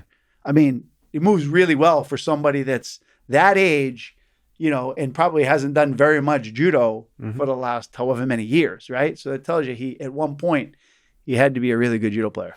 Yeah, he put in a lot of work at some point to develop the technique. You can tell when a great judo player, even if they haven't practiced it, even if they're up there in age, like just the way they move, right? The way they go in for a seoi-nage, the way they go for a particular throw, the way they do foot sweeps and all that kind of stuff. You could just tell he's good at judo, and that's kind of fascinating.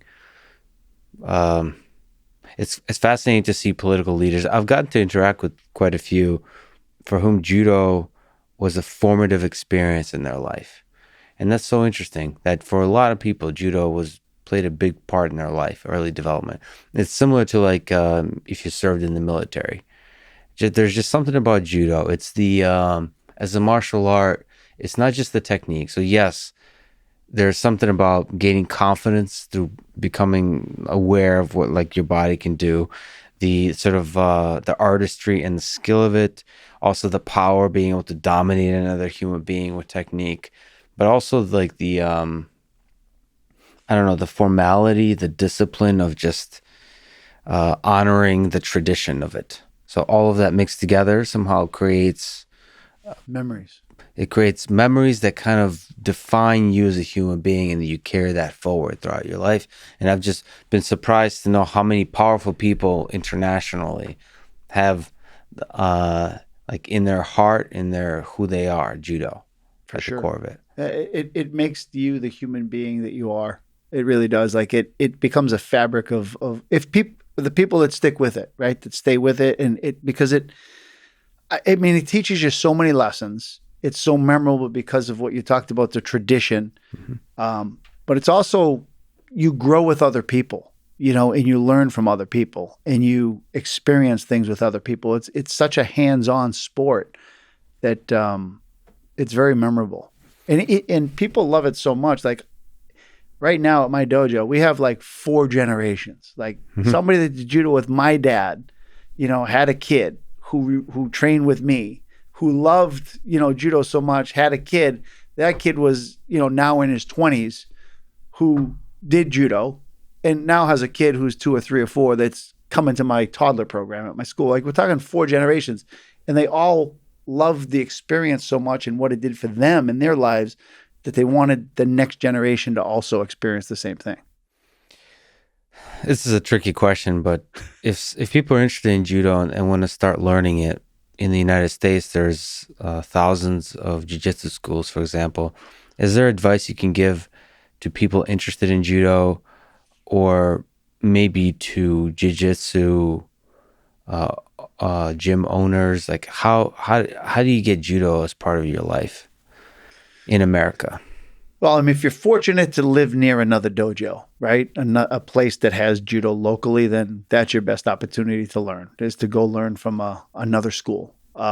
Unfortunately, sometimes the nearest dojo might not be for 2 hours or 3 hours away from where you're at, which is an obstacle. You're not going to do that. So, yeah. I mean, Travis and I did start the American Judo System online.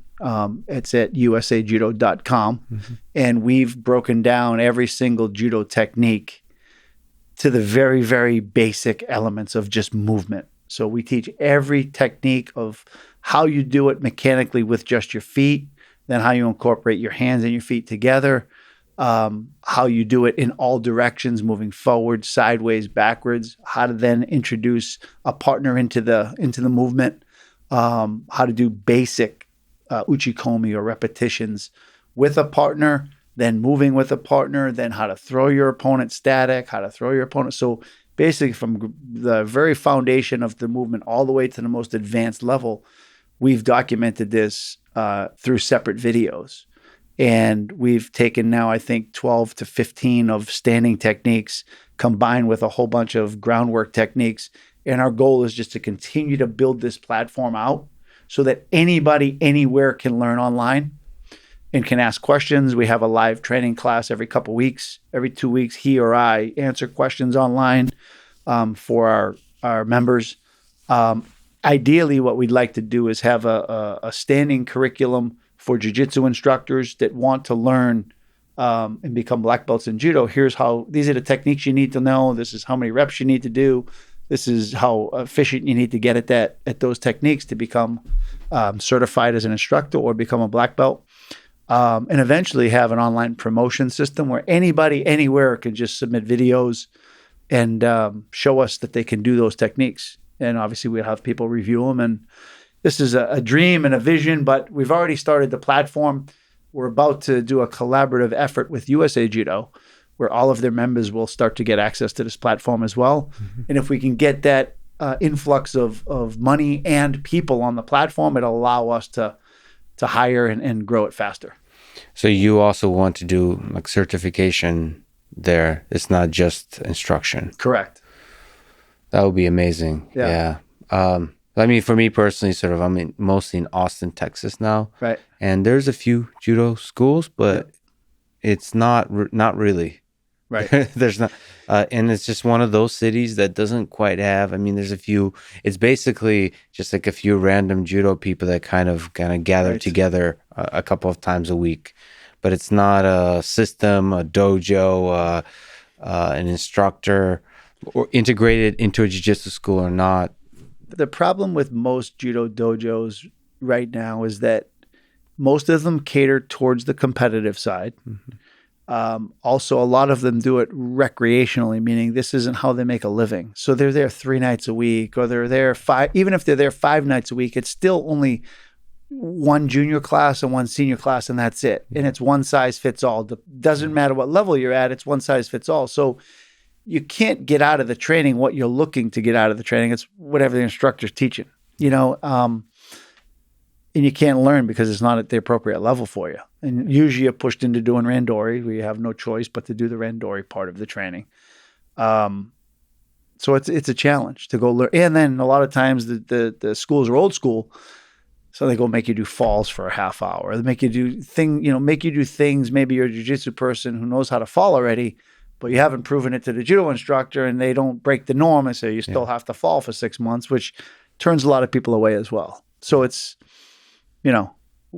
like any business. If you don't deliver on your customers' expectations, you're not going to have very many customers, which is the way it is now. So a lot of people do listen to this, but in general, in the United States, practice Brazilian Jiu-Jitsu, which has a lot of similarities to judo, as obviously its origins in judo. How would you compare the two arts from the perspective of people just interested about both arts? Do you recommend people who do jiu-jitsu get into judo?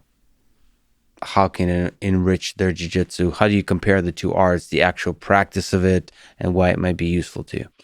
I think that judo is a hard sport for adults to do. It just is, especially people that haven't fallen in a long time, aren't very athletic, I think about my own experience, right? Other than judo, when did I ever do like a forward somersault? Right. Maybe when I was in grade school, right? That's the last time I've left my feet was in grade school.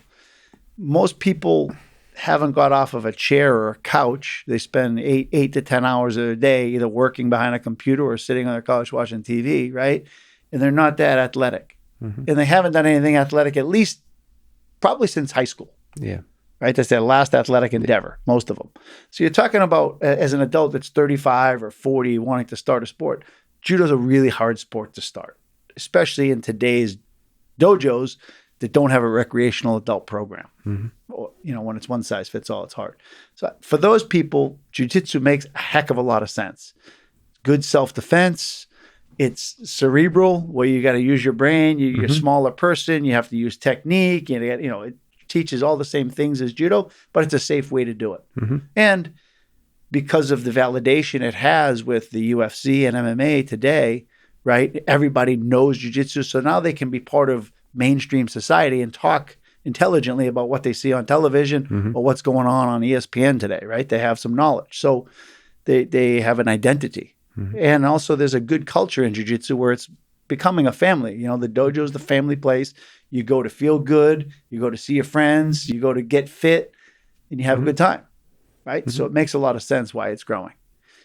Judo, on the other hand, I think is a better sport for children to do. It's more, I would say, fun and interactive. It's a little easier to teach the kids how to do the throwing skills, and for safety and things like that. Their body can handle more than the adults can. They're less likely to get injured. It makes them better athletes because it's a lot more three-dimensional, in my opinion. So I think there's a good fit between judo can thrive from kids till, whatever, high school, college. Jiu-jitsu thrives from that 18-year-old up. Right now, that's kind of where it is.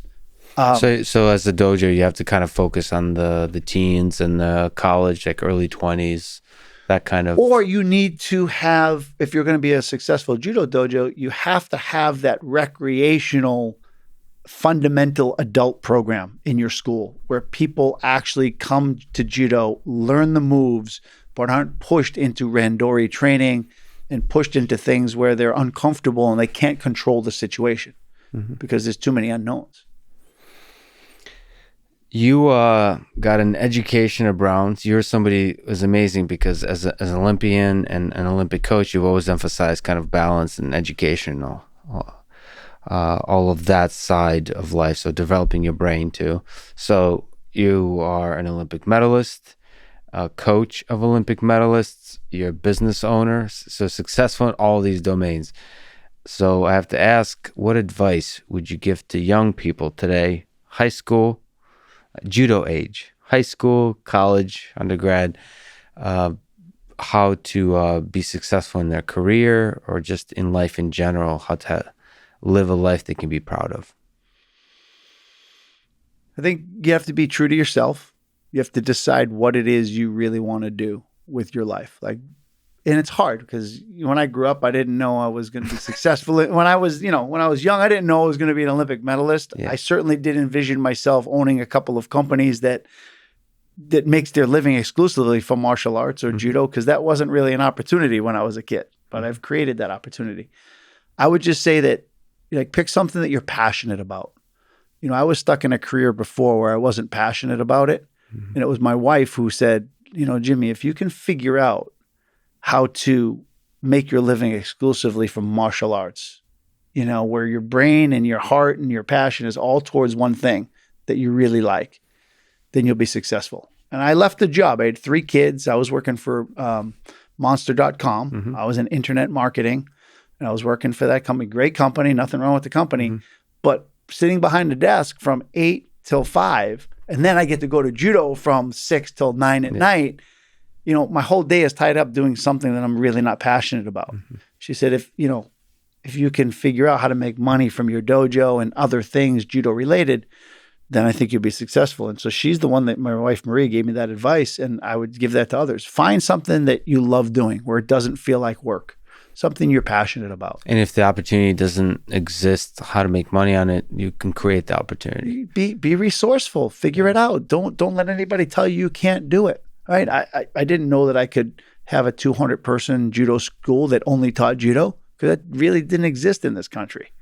That actually charges money like jiu-jitsu charges, right? We're talking there's plenty of clubs out there that charge $10 a month that might have 100 people, but there's not many that, where the tuition is $150 a month having 200 people. So that's a successful business.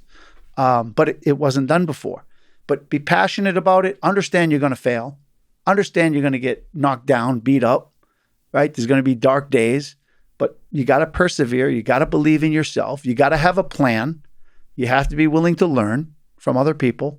And that's what I did. If I didn't know it, I brought somebody in to tell me, what am I doing wrong? Look from the outside. What do you see? Okay, great. Then you got to be willing to change. You got to be willing to adapt, and I think listening, believing in myself, and creating opportunity. And the other thing is helping others. Something I always did in my judo life and in my business life. if somebody came to me and asked for help with, hey man, is there something you can do to help me? I'm trying to get this thing started. I'm trying to get this dojo off the ground, or I'm trying to run this event series, or, I was creative in trying to figure out a way to help them make it work. Because if that really was their dream and I could help them do their dream, I felt like that person would then give nothing but good comments about us, good, like they'll remember it forever. Mm-hmm. They become like family, and they're the best advocates for your business ever. Mm-hmm. And so the kids that I taught at my dojo were treated that way. The people that work for me get treated that way. The people that, my customers that I work with and building their dojos get treated that way. People that ran tournaments, whether it was Grappler's Quest years ago and helping that guy with a full set of mats for Brian Simmons with his thing, or, any of the Gracies, it just became like family. And then I just work hard and deliver on what I say I'm going to do. Mm-hmm. If I say I'm going to do it, I do it. Mm-hmm. And I think it goes a long way. Well, and I got a comment. So in a small way, people may not know, I think it's still on YouTube. We previously talked many years ago, and I remember you were so kind to me, and you didn't really know who I was. You just took me as a human being. You welcomed me into your dojo, and we just had a conversation on a podcast or whatever the heck you call that thing. And you were just very kind, and you were also just, it was the last conversation I had when I showed up to MIT, and it stayed with me. So I've resumed doing this podcast, but it stayed with me because you said that I did a good job at this, and people, especially at that time, didn't tell me that, and just that little act of kindness is probably just a regular part of your day. You had a busy day. It was the end of the day. Just saying that was right. Powerful, and that pays off somehow. So thank you for that. Yeah, but it was sincere, right? It was genuine. I felt like I had been to so many interviews. When it's around the Olympic time, there's lots of beat reporters that come out and they're trying to get your time, and they're there because they have to get the story for their newspaper or their television show. And a lot of times those people show up, right? And they pronounce my name wrong, or they get something wrong about the background, or they offend me because they call me 5 minutes before that they're supposed to be there and say, "Oh, sorry, we're running late. We'll be there an hour and a half." Well, I'm a busy guy too. And, but you were somebody that showed up, was so prepared with your notes, knew everything about like the history of what I had done. Well, the questions you asked were intelligent questions. They were well thought out. And at the end of that interview, I was really genuinely impressed. And I wanted to let you know you did a great job because you stood out from the rest. Thank you. Yeah. I mean, for me, it was like showing up to like the Mecca, like the try. I mean, I didn't, you don't always want to just tell that to people, but you show up, obviously you're the legend of judo in the United States. And so that was like Boston is the Mecca. Like that's where you travel to talk to the greats. So the fact that you were kind to me just stuck with me for a long time. So it pays off to be kind to others, to give them a chance. Jimmy, thank you so much for giving me another chance and spending your valuable time. And you've also were kind enough to invite me to train with you today at your dojo. So I can't wait. Let's go. Let's go do some judo. Yeah, awesome. Thank you, Lex. Thanks for listening to this conversation with Jimmy Pedro. To support this podcast, please check out our sponsors in the description. And now, let me leave you with some words from Bruce Lee. I fear not the man who has practiced 10,000 kicks once, but I fear the man who has practiced one kick 10,000 times. Thank you for listening, and hope to see you next time.